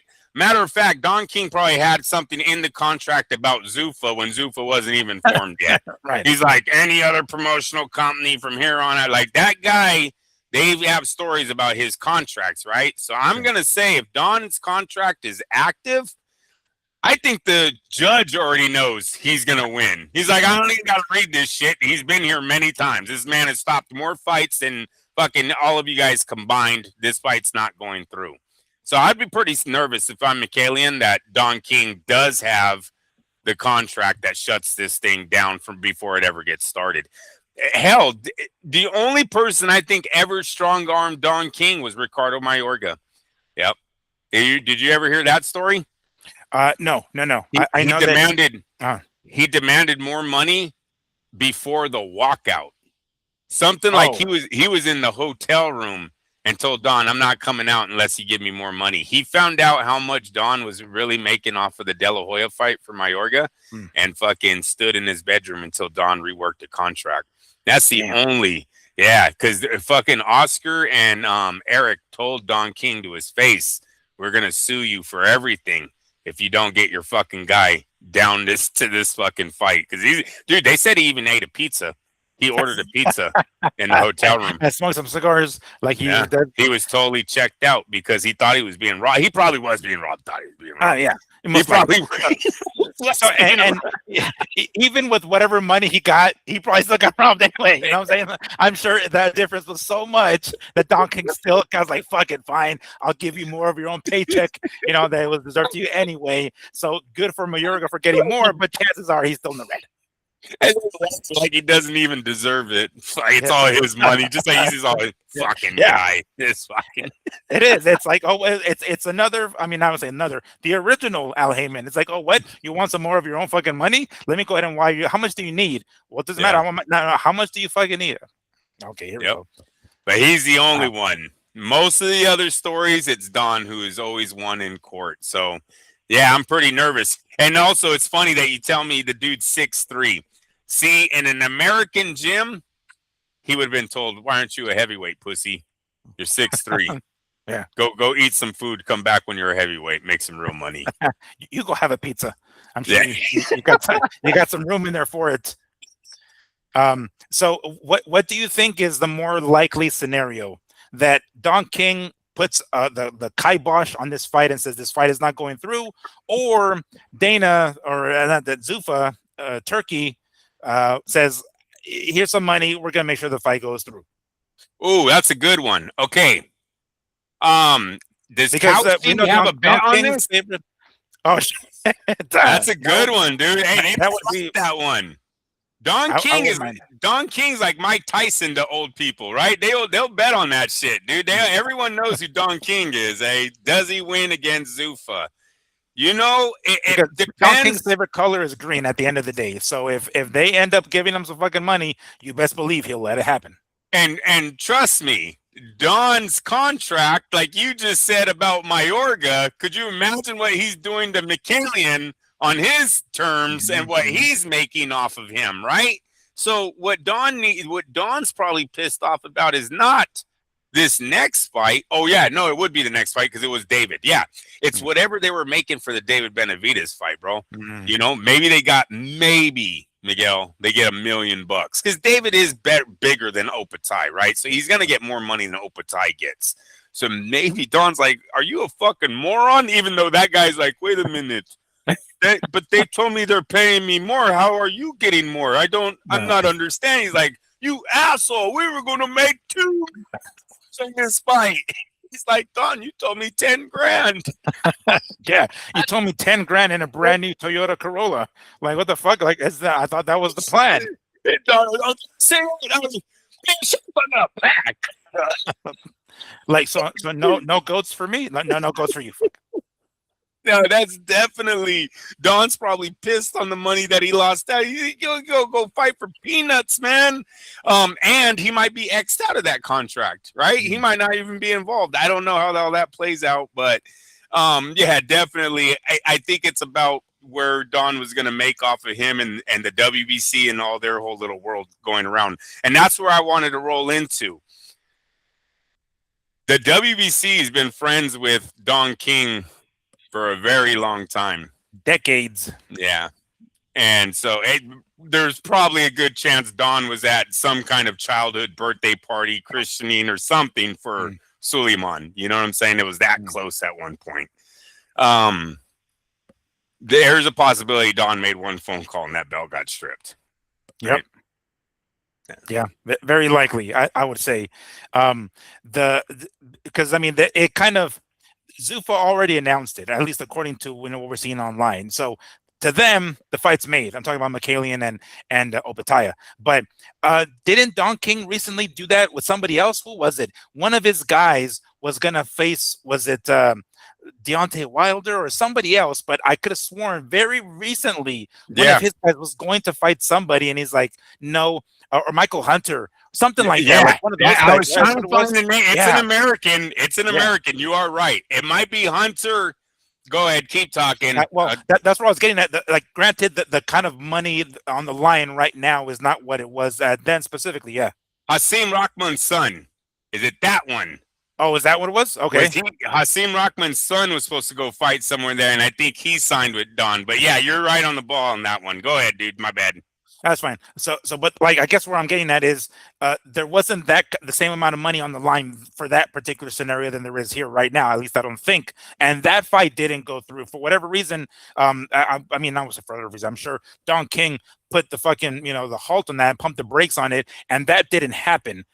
Does it seem likely that that's going to happen this time? Like, really, after all this promotion, or I guess they just started. I know they just announced it, but after what could potentially be a promotion and already making the announcement from Zuffa, like, is it really possible that Don King is going to come in and halt everything, and now that fight's going to get pulled from the card, even though Zuffa just fucking announced it? Promoter Don King put a legal freeze on a planned heavyweight fight between Michael Hunter and Jarrell Big Baby Miller, ensuing a cease and desist and subsequent can't say that name. Subsequent lawsuit. Damn it. Lawsuit. So you're right. It was the Hunter guy. So yeah, dude. Fucking bro. So do you think the fight falls through? You think like it's gonna actually happen? Like Zuffa already announced it. That's kind of a big deal for it to not be pulled.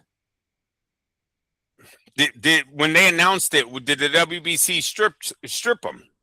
Not yet. As I understand it, they haven't stripped him yet. So I don't know if that makes it unofficial or something, because from what I'm reading, they're gonna, move up the interim champion and make him the legit champion, and then throw him at Benavides. Well, why I say that is because then none of this was planned, right? This ball is rolling, and there was no plan here. So if this came out of nowhere, then absolutely Don King is going to sue to stop this fight, because like I said, there might be bigger money in this young man fighting, not only just fighting David Benavides, but a miracle he beats him.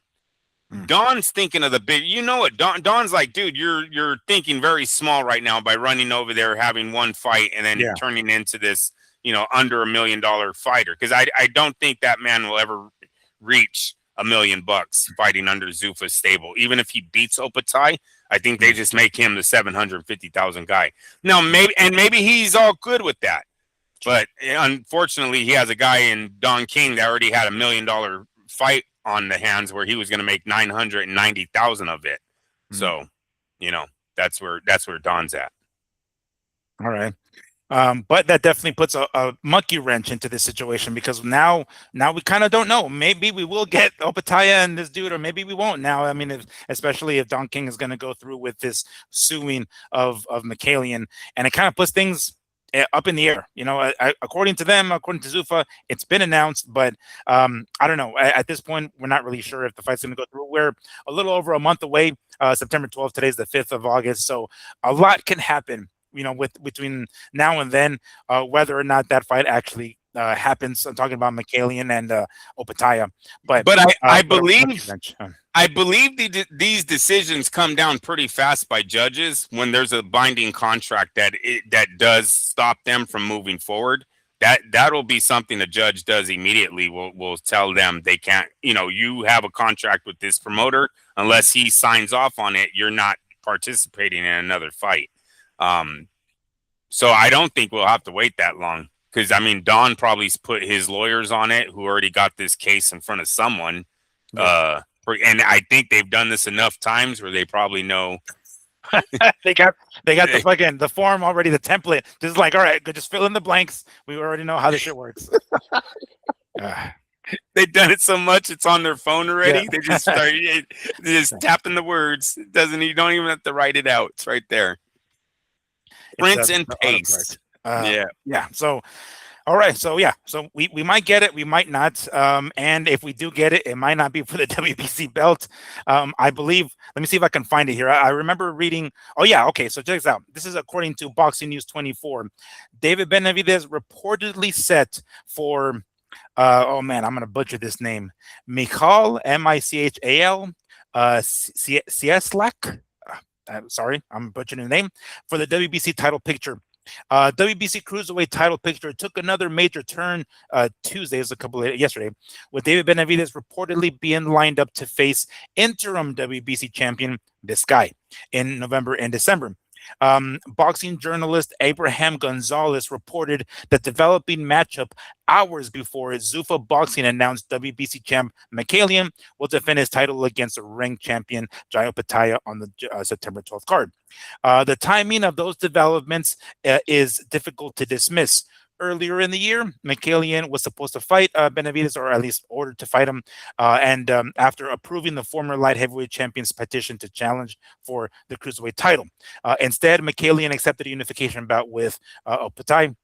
I don't know if they're going to consider that unification or not. But anyway, it says it puts the sanctioning body in the position to decide if they will enforce the strip. So it looks like, from what this is saying here, should WBC Mikaelian or champion be stripped and because of bypassing Benavidez, the championship would become vacant. The outcome would leave Benavidez and this other guy as a logical pairing to determine the next full title holder. So, yeah. If it turns out that that Mikaelian does get stripped of it, I guess the belt is going to be held up and being up for grabs, and Benavidez is going to fight this other gentleman whose name I don't want to continue to butcher. But yeah, it looks like that's the direction they might go. Turns out, what could have been the IBF and WBC title unification with Opetaia and Mikaelian now is going to be for the Zuffa Cruiserweight Championship, if anybody gives two flying fucks about the Zuffa belt. But anyway, that's how it's looking like. Andrew, anything else you want to add to this developing story other than what we already talked about? No. that was a long pause. You were thinking a long time. I got breaking news. I don't know. Oh, it says DAZN. It says DAZN. Oh, Nigeria, live from Lagos, Nigeria, I guess. Breaking news. Have you seen it? Don't try to look for it. No, you're sending it to me. I mean, you sent it to me right now. Son of a bitch. You totally sent it to me, literally on the spot. Oh, Kamaru Usman. Oh shit, Usman and Chris Eubank Jr. No shit. All right. Wow, dude, it was. I know you don't watch it too much, but when you get a chance, I would suggest watching Usman's last fight. He looks terrible. He's terrible. He can. He's got a heavy hand. I'm not gonna say he doesn't, but on the feet, he's bad. So, yeah, this is not gonna be. I mean, I guess it's just for them, right? That's why I was quiet, though. I was like, "Oh, is he going MMA?" But no one cares about Usman in boxing, dude. There's only one fight left, Miguel. There's only one avenue for these two sports to do. It's time to cash it in or go home. But I don't want to see Usman fighting. I thought it was possible Eubank was stepping into the cage. No. And unfortunately, look, for all you MMA guys that keep saying it's because boxing's scared, It's not. I've never seen any MMA promoter put up the serious money to do it. We've heard them say it. We've never seen. Do the Don King 25 million on the motherfucking table and tell me someone's going to pass that up. Just like Terrence Crawford said a week later, if he really offered me 200 million, I would have done the fight. Like, stop fucking playing games here. You know what I'm saying? Because what's Terrence going to say? I've never trained for MMA. Sorry, I lost, blah, blah, blah. Right? If he lost, doesn't he have that avenue? It's the same avenue that MMA guys take all the time, right? Oh, this isn't the sport. We have a realer sport, blah, blah, blah. Motherfucker, fighting is fighting. Boxing is boxing. Punching is punching. I thought you had a heavy hand there. You should have a heavy hand here. There's a difference. So it's an avenue that each guy could take. The money isn't there. They got to make the money there. I think Jake Paul will be the one to do it. I really do. Yeah. I think he has the money. He has the influence to get the investors. Miguel, I'm telling you. Not him, though. Not him. Like, because I mean, he's not going to go into representing boxing. Are you really? Yeah, I was like, Miguel, are you really going to fucking say? You're giving this dude his flowers left and right at this point. I'm thinking, Andrew, are you drinking the Kool-Aid? Are you drinking the Kool-Aid, homie? Wait a fucking minute, Miguel. You're going that far. I've never yelled at you on live air before. But don't you ever tell me that I'm making Jake Paul the fucking face of boxing. Just saying, you throw down the numbers on Netflix all the time. So you're like, oh, this dude does 108 million on Netflix. You threw it left and right. Promoter. He's a good promoter. I see. No. I think he'll be the one that brings a boxer and an MMA. I think he will get it done because he's not attached to the sports like that, right? He likes doing events. He likes making money. Where I think Dana and TKO have been somewhat protecting their sport by not allowing the bigger boxing champions in to take on these guys in these one-night events. But Jake is a different story, but not him as a fucking fighter. I don't know if he said he might. He said he might. I think he threw around Nate Diaz's name a little bit. Yeah, I'm hearing even like Mike Perry, possibly the dude who we fought in boxing. Those are the possibilities. Now that there's the merger, which frankly it really isn't a merger, but regardless, they're calling it that. It's if he fought Diaz, that would be decent. Of course, he gets choked out. He gets jiu-jitsu'd on the ground somehow, right? I'm not saying he's going to win that fight, but at least he doesn't break his jaw. Dude, he might win that fight. Diaz is so fucking faded. I don't know. That dude's gone. But you know what I'm saying. I think if he was to fight one of the guys with harder hands, a Mike Perry that's known to knock your head off, this jaw, dude. There's a reason why he's been quiet about getting back into the boxing ring, right? I don't think the doctor's advice was to ever fight again. Or wait, I think that was their advice, was to never, your fighting days are over. Like, we fix your jaw so you can chew your food, but not get, punched in the fucking jaw and potentially make it worse later on in life. Basically, this is all the improvement you have for the rest of your life. Right. Like, this is the amount of strength you have. We fix you so you can chew food. Damn it. Yes. It's like you can crunch on these peanuts as far as it goes. We're not expecting you to get your jaw rearranged once again. I have another fucking heavyweight. Fucking teeth came out the side. He lost teeth through the gums. He had 2 breaks. I mean, come on, bro. Doctor was like, 1 punch. You sure this is what you want your future to be, asshole? You ever go bowling and you like throw a gutter, right? And on the screen, the animated bowling pins like move out of the way, right? Out of the ball. That's what his teeth were doing when they saw that fucking, Anthony Joshua right hand coming, they're like, fuck. And they just got clocked. That's what happened. When the dentist was working on him, do you think he was did you see him smile before he hit you? Or is that just the internet thing? I just wanted to ask. Like, I saw a meme about this, but I thought it might be an AI or something. Did it really do that? Oh, boy. All right. On to the next subject. This is kind of a funny one. I mean, I don't know what to think about it because as of right now, it's not official. But as I understand it, it looks like the biggest fight in British history, Anthony Joshua, the aforementioned Anthony Joshua, and Tyson Fury, it looks as though it will not take place in England. It will not take place in the UK. That's what it's looking like. According to everybody's reports, it looks like this fight is coming to the U.S., and it looks like they're returning to Madison Square Garden, New York. That's what it looks like. At least earlier in the week, we've heard possibly Brooklyn and Barclays Center, and as of recent, at least, it sounds as though it's going to be the mecca of boxing, as they call it, New York City and Madison Square Garden. Back to the scene of the crime, I would say. That is where Anthony Joshua lost to Andy Ruiz back in the day, several years back, that major boxing heavyweight upset. So it looks like that's the direction they're going to go. According to Chris Mannix here, I've read this. It looks like Joshua Fury almost certain to land in the U.S. with Madison Square Garden as the front runner. Multiple sources confirmed on the Sports Illustrated. Now, Netflix, which has steered this, has targeted a few Friday night dates. So it won't be on a Saturday night the way we're thinking. It looks like it's going to be Friday. He goes on to say, discussions are fluid, but November 20th at MSG is a target date, sources say. A Friday night prevents competition with college football. All right. So there's a second part to the story, Andrew, that you actually sent me here. But before we get to that, it looks like we're going to get it in Madison Square Garden.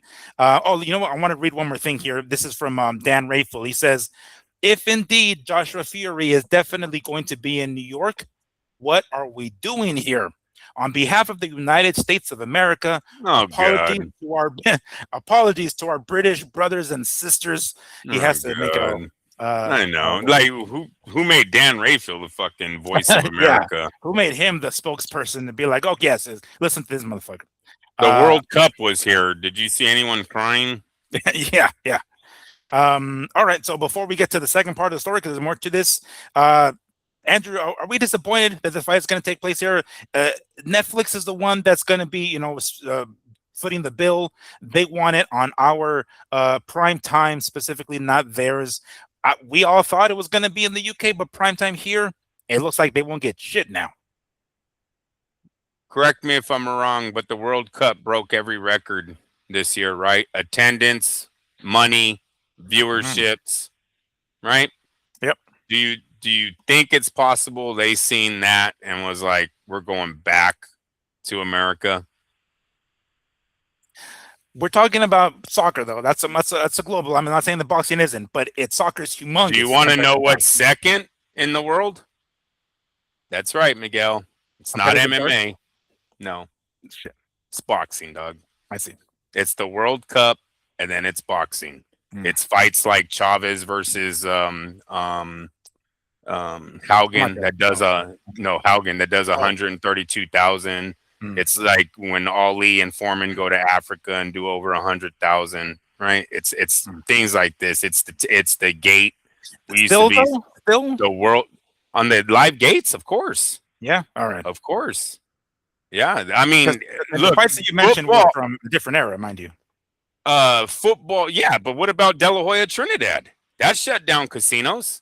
You know what I'm saying? I mean, that still was a different era. I mean, like, this is like HBO times. We're past HBO times. We're past Showtime times. It's now the streaming service era where a lot of much more younger cats might not be into the sport the way we were back then. I don't know where you're going with that, but America has a big base here. A lot of people, a lot of sports people. They broke records. There was a lot of Europeans that were very happy with the World Cup. They might not be mad on making a flight back if they watch boxing. I get you on that. But did you see what the WBC announced the other day? No. What did they announce now? They're putting on a World Cup-like tournament. Now, granted, I know there's this thing called the Olympics. Right. That includes boxing. Yeah, that is a world thing, and it's every 4 years. But that's how much money this thing made. Everyone's thinking about what if, right? I'm just throwing that out there, bro, because what else could it be besides money? Look, go with the what everyone's saying online. Netflix is running the thing. Netflix wants to control the crowd. Netflix wants to control the media. They're not going to do that in the UK. they're going to do it in New York where Netflix thrives, right? They thrive in America. 300 and something million subscribers or some shit like that in America. This is where their money's at. If they're the ones putting the fucking money on the table to get these two guys, which, sorry, UK, your promoters couldn't do it. Frank Warren and Eddie Hearn I was couldn't gonna do say it. that for the last 10 fucking years they couldn't get it done. They couldn't get it done. Don't be mad at Netflix because they threw up the cash and now want to dictate where the fight goes. And it's weird that everyone's saying Netflix and not Turkey. This is one situation where they're kind of really leaning that it's Netflix who's guiding this fight to New York. They want the media, they want the fans, so they can put all of their movie stars. What HBO used to do, Game of Thrones sitting down there, The Sopranos sitting ringside, all of their True Detective, I think that's what it was called. Those guys sitting ringside. Showtime used to have the Ray Donovan show. Those guys would be sitting ringside. You know, it's like this is what they're doing, right? It's a promotion. It's a night to promote your platform. HBO did it. Why can't Netflix? HBO had guys come over here and fight early, fight in the at prime time here, which was early back then. I've talked about Klitschko and I talked about Lewis. I guess it's because I'm from another era that no one will remember how big we once were. Yeah, whatever, Miguel. I'm just saying. We know the state of boxing as it is now. The glory days. Maybe this is a new era. Boxing is 108 million watched Mike Tyson versus Jake Paul. Here we go. What did we just talk about? Exactly. I don't give a damn. What did we just talk about? I don't give a damn. No one has come close to those numbers. No one has come close. So they're still doing something, right? And I'm not talking football on them. I'm talking only the other side. But no, they're still doing major numbers when there's something big. 40, what was it? Who went 60 million? Was that AJ and Paul? Yeah, it was, huh? Fuck. Jake Paul and Anthony Joshua did 60. And then you still had Canelo and Crawford at 47 million, I believe they came in at. So still decent numbers. But decent. It's the biggest numbers in combat sports, right? Sure. You let Netflix run the shit. If they're going to get AJ the biggest platform, you let them run it. If they're going to get Tyson Fury the biggest platform, you let them run it. And hopefully it's AJ. Because I just don't see the women liking Tyson. I think there's not that many Parises out there that will fall in love with the big, gumpy guy. So we want AJ to win the fight. And then hopefully Garcia doesn't have it right about his fucking issues out of the ring, and the guy can somewhat make a career on for us on boxing, possibly on Netflix. So that's where I see this thing going. It seems like it's being dictated by the guys who are writing the bills, and those guys are pretty smart. It might have been in the contract. If we pay you guys the amount that you're asking for, you don't tell us where the fight is. Right? Does that sound fair? I pay for the event. You should put the event where I want it. Yes. I'm taking you to dinner. I choose what restaurant we go to. That's kind of the way it goes. Right. That's right, man. That's what I see happening here. Eddie Hearn's going to have to, stick his foot in his mouth about that whole BS about the contract dictates the UK. And Frank Warren too. They're going to have to eat it. I mean, you hit it right on the money. They couldn't make it. And how long we've been waiting for this fight to happen, and they couldn't for whatever the fuck reason, be in the money, or they have a tune-up fight and it ends up going awry and all that shit. It's like, y'all had multiple chances, quite a lot of time to do it, and now don't get pissed off that the U.S. is going to host it now when you had plenty of time to get it done and didn't pull the trigger for whatever reason. And we should feel sorry for them. They're probably all going to make more money having it in New York. We're over here it's your guys' fault. They're behind closed doors fuck those guys. Let's go to America. Yeah. They're like, we should have the UK. Like, I was one that suggested to do MG. They're all throwing money at each other. Oh, wait, camera's on. Oh, I'm so disappointed. Oh, this fight should have been in the UK. I don't know what the fuck. Oh, fucking money. They have one of those guns that blows the dollar bills. Right? And it's like, Frank. Oh, shit. Okay, Eddie. I'm so upset. Yeah. Look at my face. The UK deserves a lot better than this. They really do. I'm sorry. Shut the fuck up too with your far from America bullshit, bro. What a weird text. Yeah, from fucking shower pressures to you being the voice of America. I swear that dude, his head is a lot bigger than his belly. From shower pressures to the food offered at catering by the promoters, that boy just has a quite the list of fucking whatever the word is, Weird complaints. ass shit. Yeah, Yes, man. yes. He likes to voice his What are we grievances. doing here? It's so weird. What are we doing here? Like he's a part of it or some shit. He helped bring the fight Right. there. And his apology. Speak for yourself, Dan, please, please. You Yeah, apologize. no. I am doing. Look, the upside for me is we get to see the fight that we never got to see. Right? I was never going to go to the UK to watch it. So it means I'm going to be on my couch, no matter if it's in New York or the UK. So this is me. So I feel sorry for the fans that actually wanted to attend it in the UK, waited their whole life to see this thing going, and now those guys it sucks for. But that's like what, 20,000 people? Yeah. This fight's going to be viewed by millions. They don't give a fuck about those 20,000 people, bro. Right. But there's still a second part to the story here. Oh, you know what? Before I get to that, what do you think? I mean, damn it, the second part of the story might actually interfere with it. But basically, according to the reports, it's going to happen on a Friday to avoid what was it, college football? I forgot the college football, yeah. Right. So the second part of the story, which I guess I might as well throw out here, is that it might be delayed until 2027. According to what I read online here, at least on Facebook, World Boxing News, Fury Joshua face delays until 2027. Reports suggest disagreements over the venue and structure of the deal could drag the fight into early next year at Madison Square Garden. Now, according to this, says here, disagreements over the venue. Well, if there's disagreements over the venue, it's not a for sure thing that it's going to be a Madison Square Garden. Maybe it'll be somewhere else. Maybe it wouldn't be in New York for all we fucking know. Everybody's saying it is. But if they were to move it to 2027, Andrew, do you think they would still make it on a Friday to avoid whatever this shit? Or if it does go into 2027, will they just go with a regular Saturday like we normally are used to with prize fighting? Well, it matters on what's going on that Saturday that they're picking, right? Because I think if you're going up against college basketball, you might not. What date did you say it was in early what?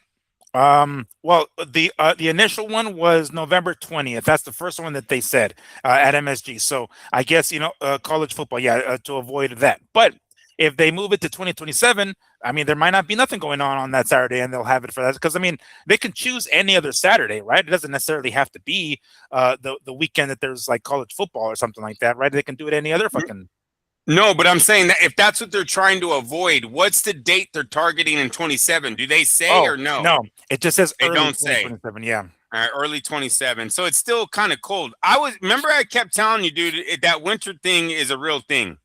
They don't like people traveling in the winter. Not only in Thanksgiving is in November, big holiday here in America. A lot of people are hitting the roads. A lot of people are saved money to make that 1 week trip to go home to their families. We don't have a lot of money to go, let's go spend fucking a few thousand to go watch AJ versus Fury right before we're supposed to go home for Thanksgiving.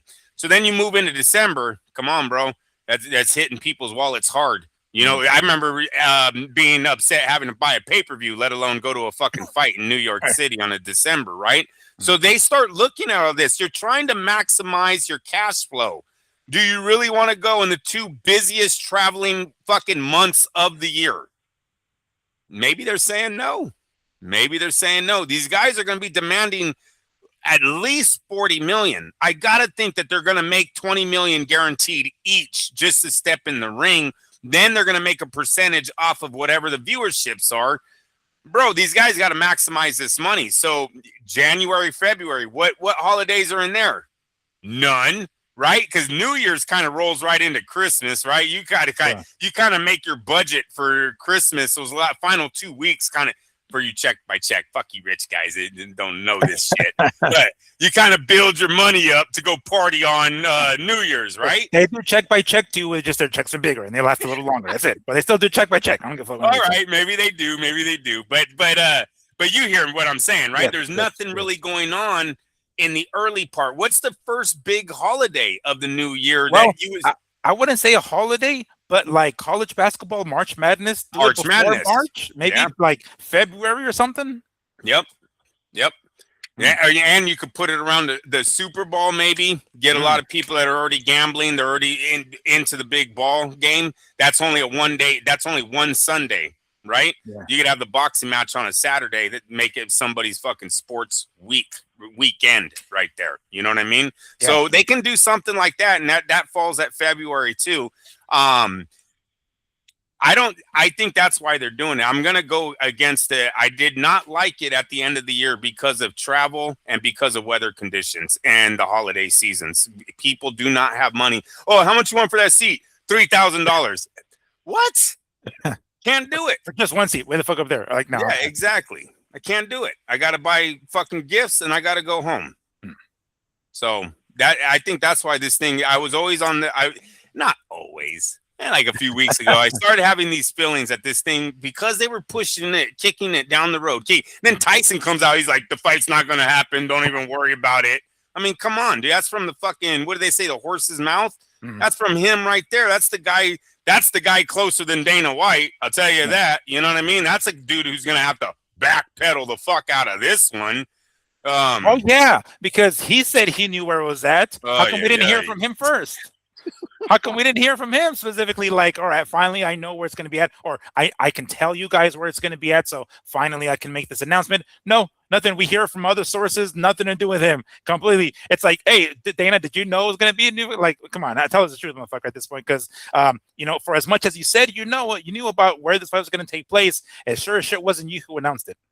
And they don't even have a venue. They never did.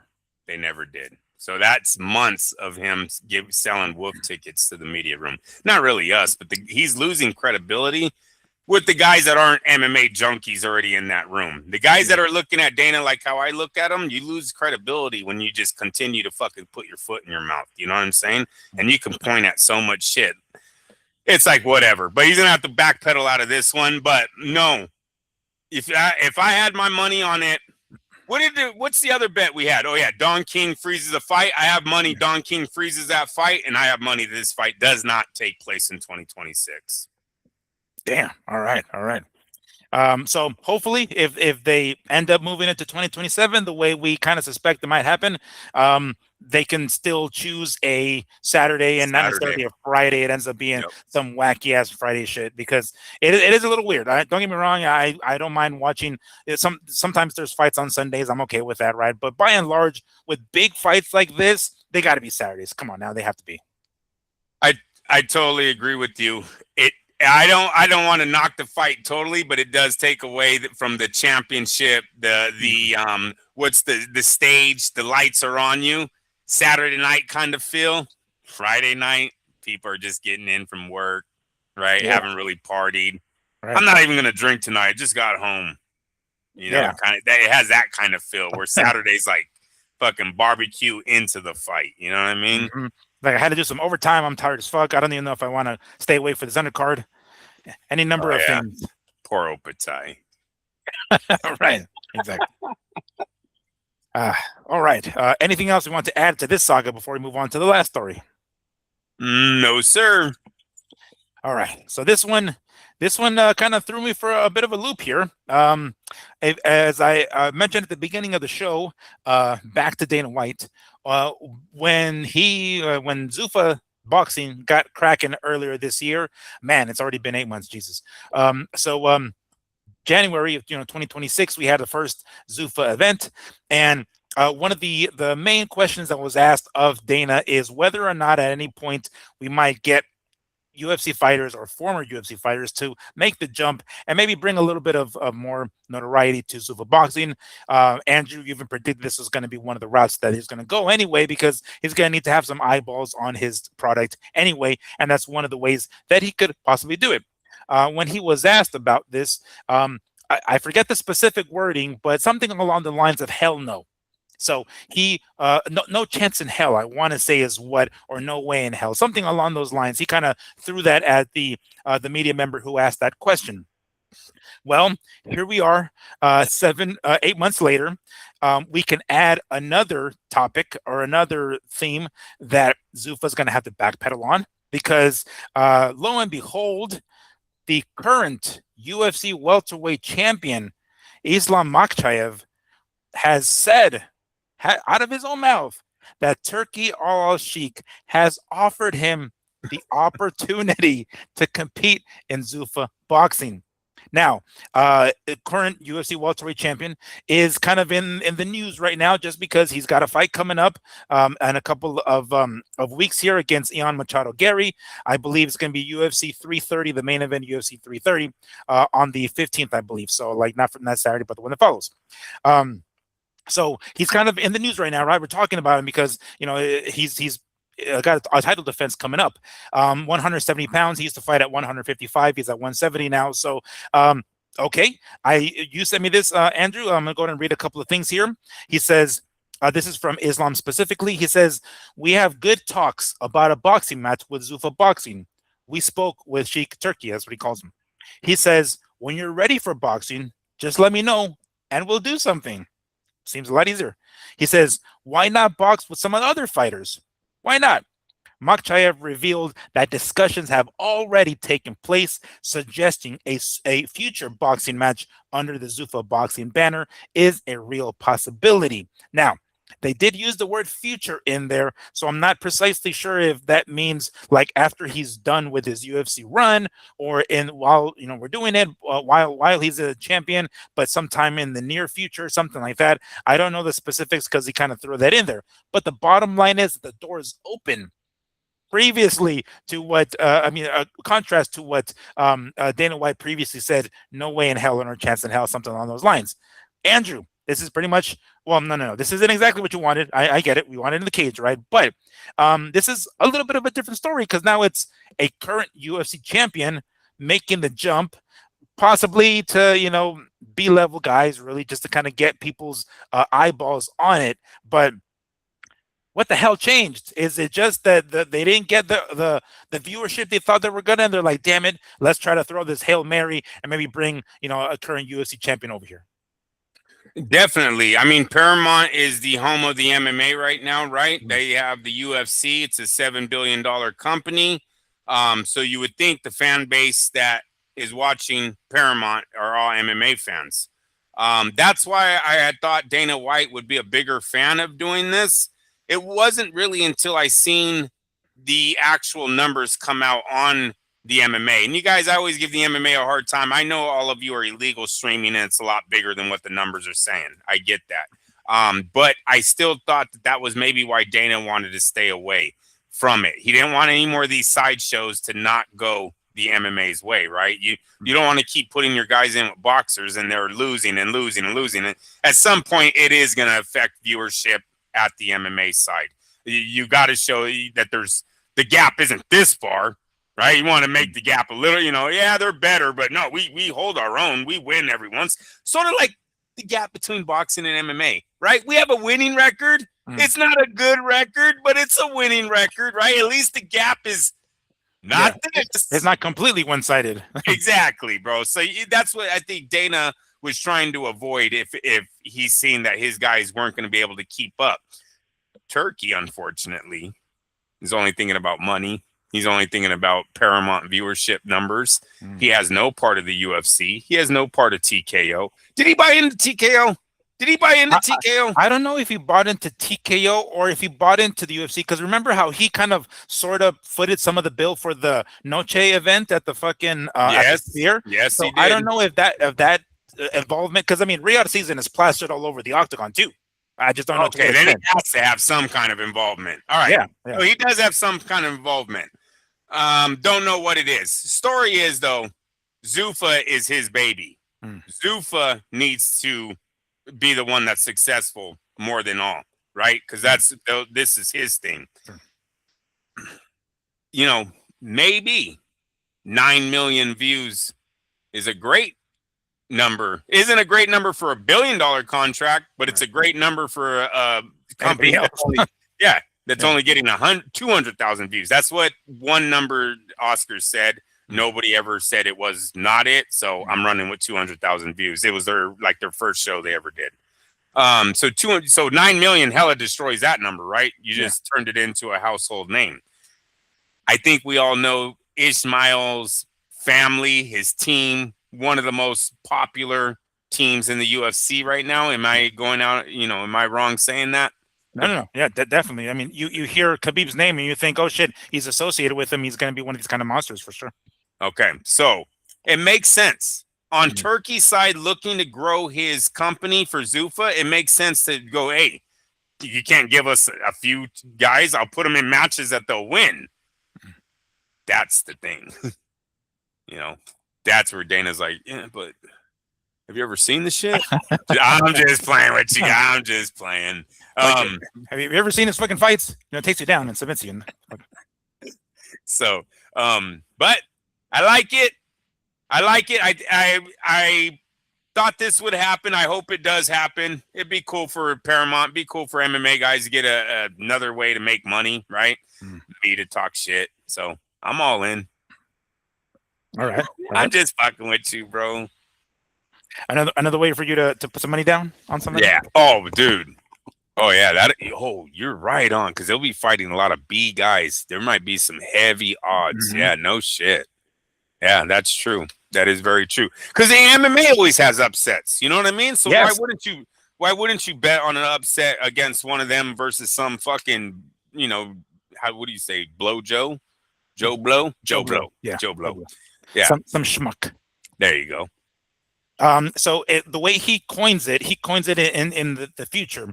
Do you think in the near future, like maybe while he's still the UFC champion at welter, or do you think after his run is done? Because obviously when his run is done, it won't be the same kind of pull. It won't be the same kind of eyeballs because it's not an active UFC champion. The way they made it seem, it's down the line.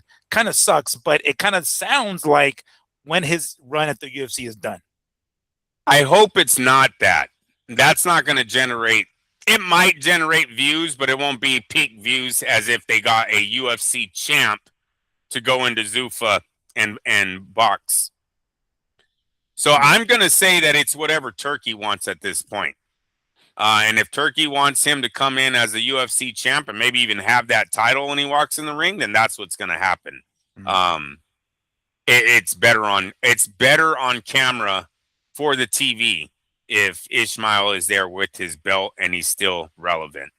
We've already seen the retired MMA guy try to step in and it doesn't end well. You know what I mean? So we want to give the fan base something new.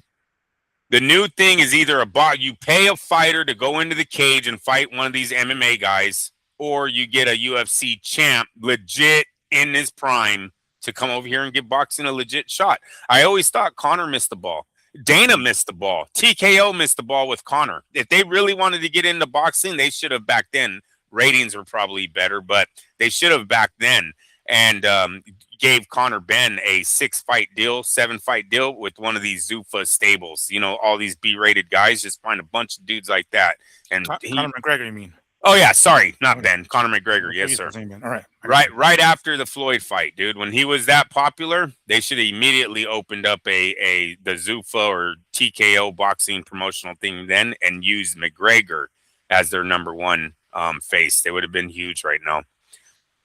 Well, that would have been a different time. I mean, right now they're trying to get into it because they view, I suspect that they view boxing as being vulnerable right now because HBO is pulled out, Showtime is pulled out. Now they're all under here. So I think they entering it to try to monopolize it because they see it as vulnerable right now, like it's weak, like it's in a position to where it's like they won't be able to quote unquote fight back. They'll be able to outlast some of the other guys because of how much deep their pockets are. I think that's really the only reason they're in it is because they view it as it's weak right now.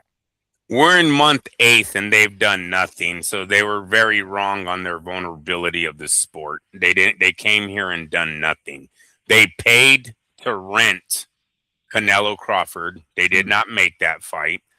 And can you imagine the backpedaling this one Mr. White will have to do if AJ and Fury is not made this year? Can you imagine Well, that? he did say like wait till 2027. So maybe No, that. he said to judge us on where we're at. Yeah. Well, yeah. That's Well, what I'm the saying. fight won't even happen in January 27, bro. So, what are we supposed to sit here and go, oh, yeah, that fight in March coming up? We still got 12 months to 2027. He didn't say wait and give me until March of 2027. He said in 2027, talk to me about what we did in 2026. I think he thought AJ Fury was gonna happen, bro. That's a major piece of that puzzle of look at how we took over. And the Garcia Ben one. If Ben can get that victory to Garcia, that's huge fucking feather in the cap for Dana White going into this 2027 preview. He's gonna be like, didn't I pick the guy that took out Oscar's guy? Right? So that's huge for them. But if Ben gets wiped out, crickets. Yeah.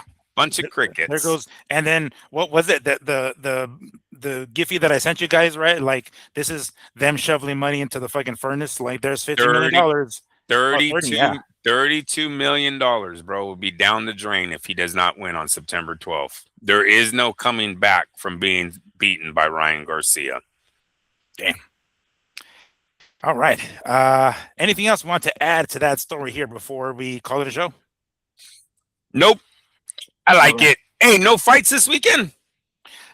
Zuffa on Saturday. Well, it's in Ireland, so it's going to be in the morning here. Yeah. Is the Walsh kid fighting though? The Walsh he's kid is on. Co-main event. He's in the co-main event. He's not the main event. He's co-main event. All right, I'll watch him. Yeah. Nothing crazy this weekend. However, the weekend that follows, I think there's something, and then of course, finally 22nd with Teofimo and Rolly, but that's a couple of weeks from now. And then, which is one last thank you to everybody. I was checking out the views on the videos that I posted from the Roach and Cepeda weigh-in, and then Opetaia and Conceição.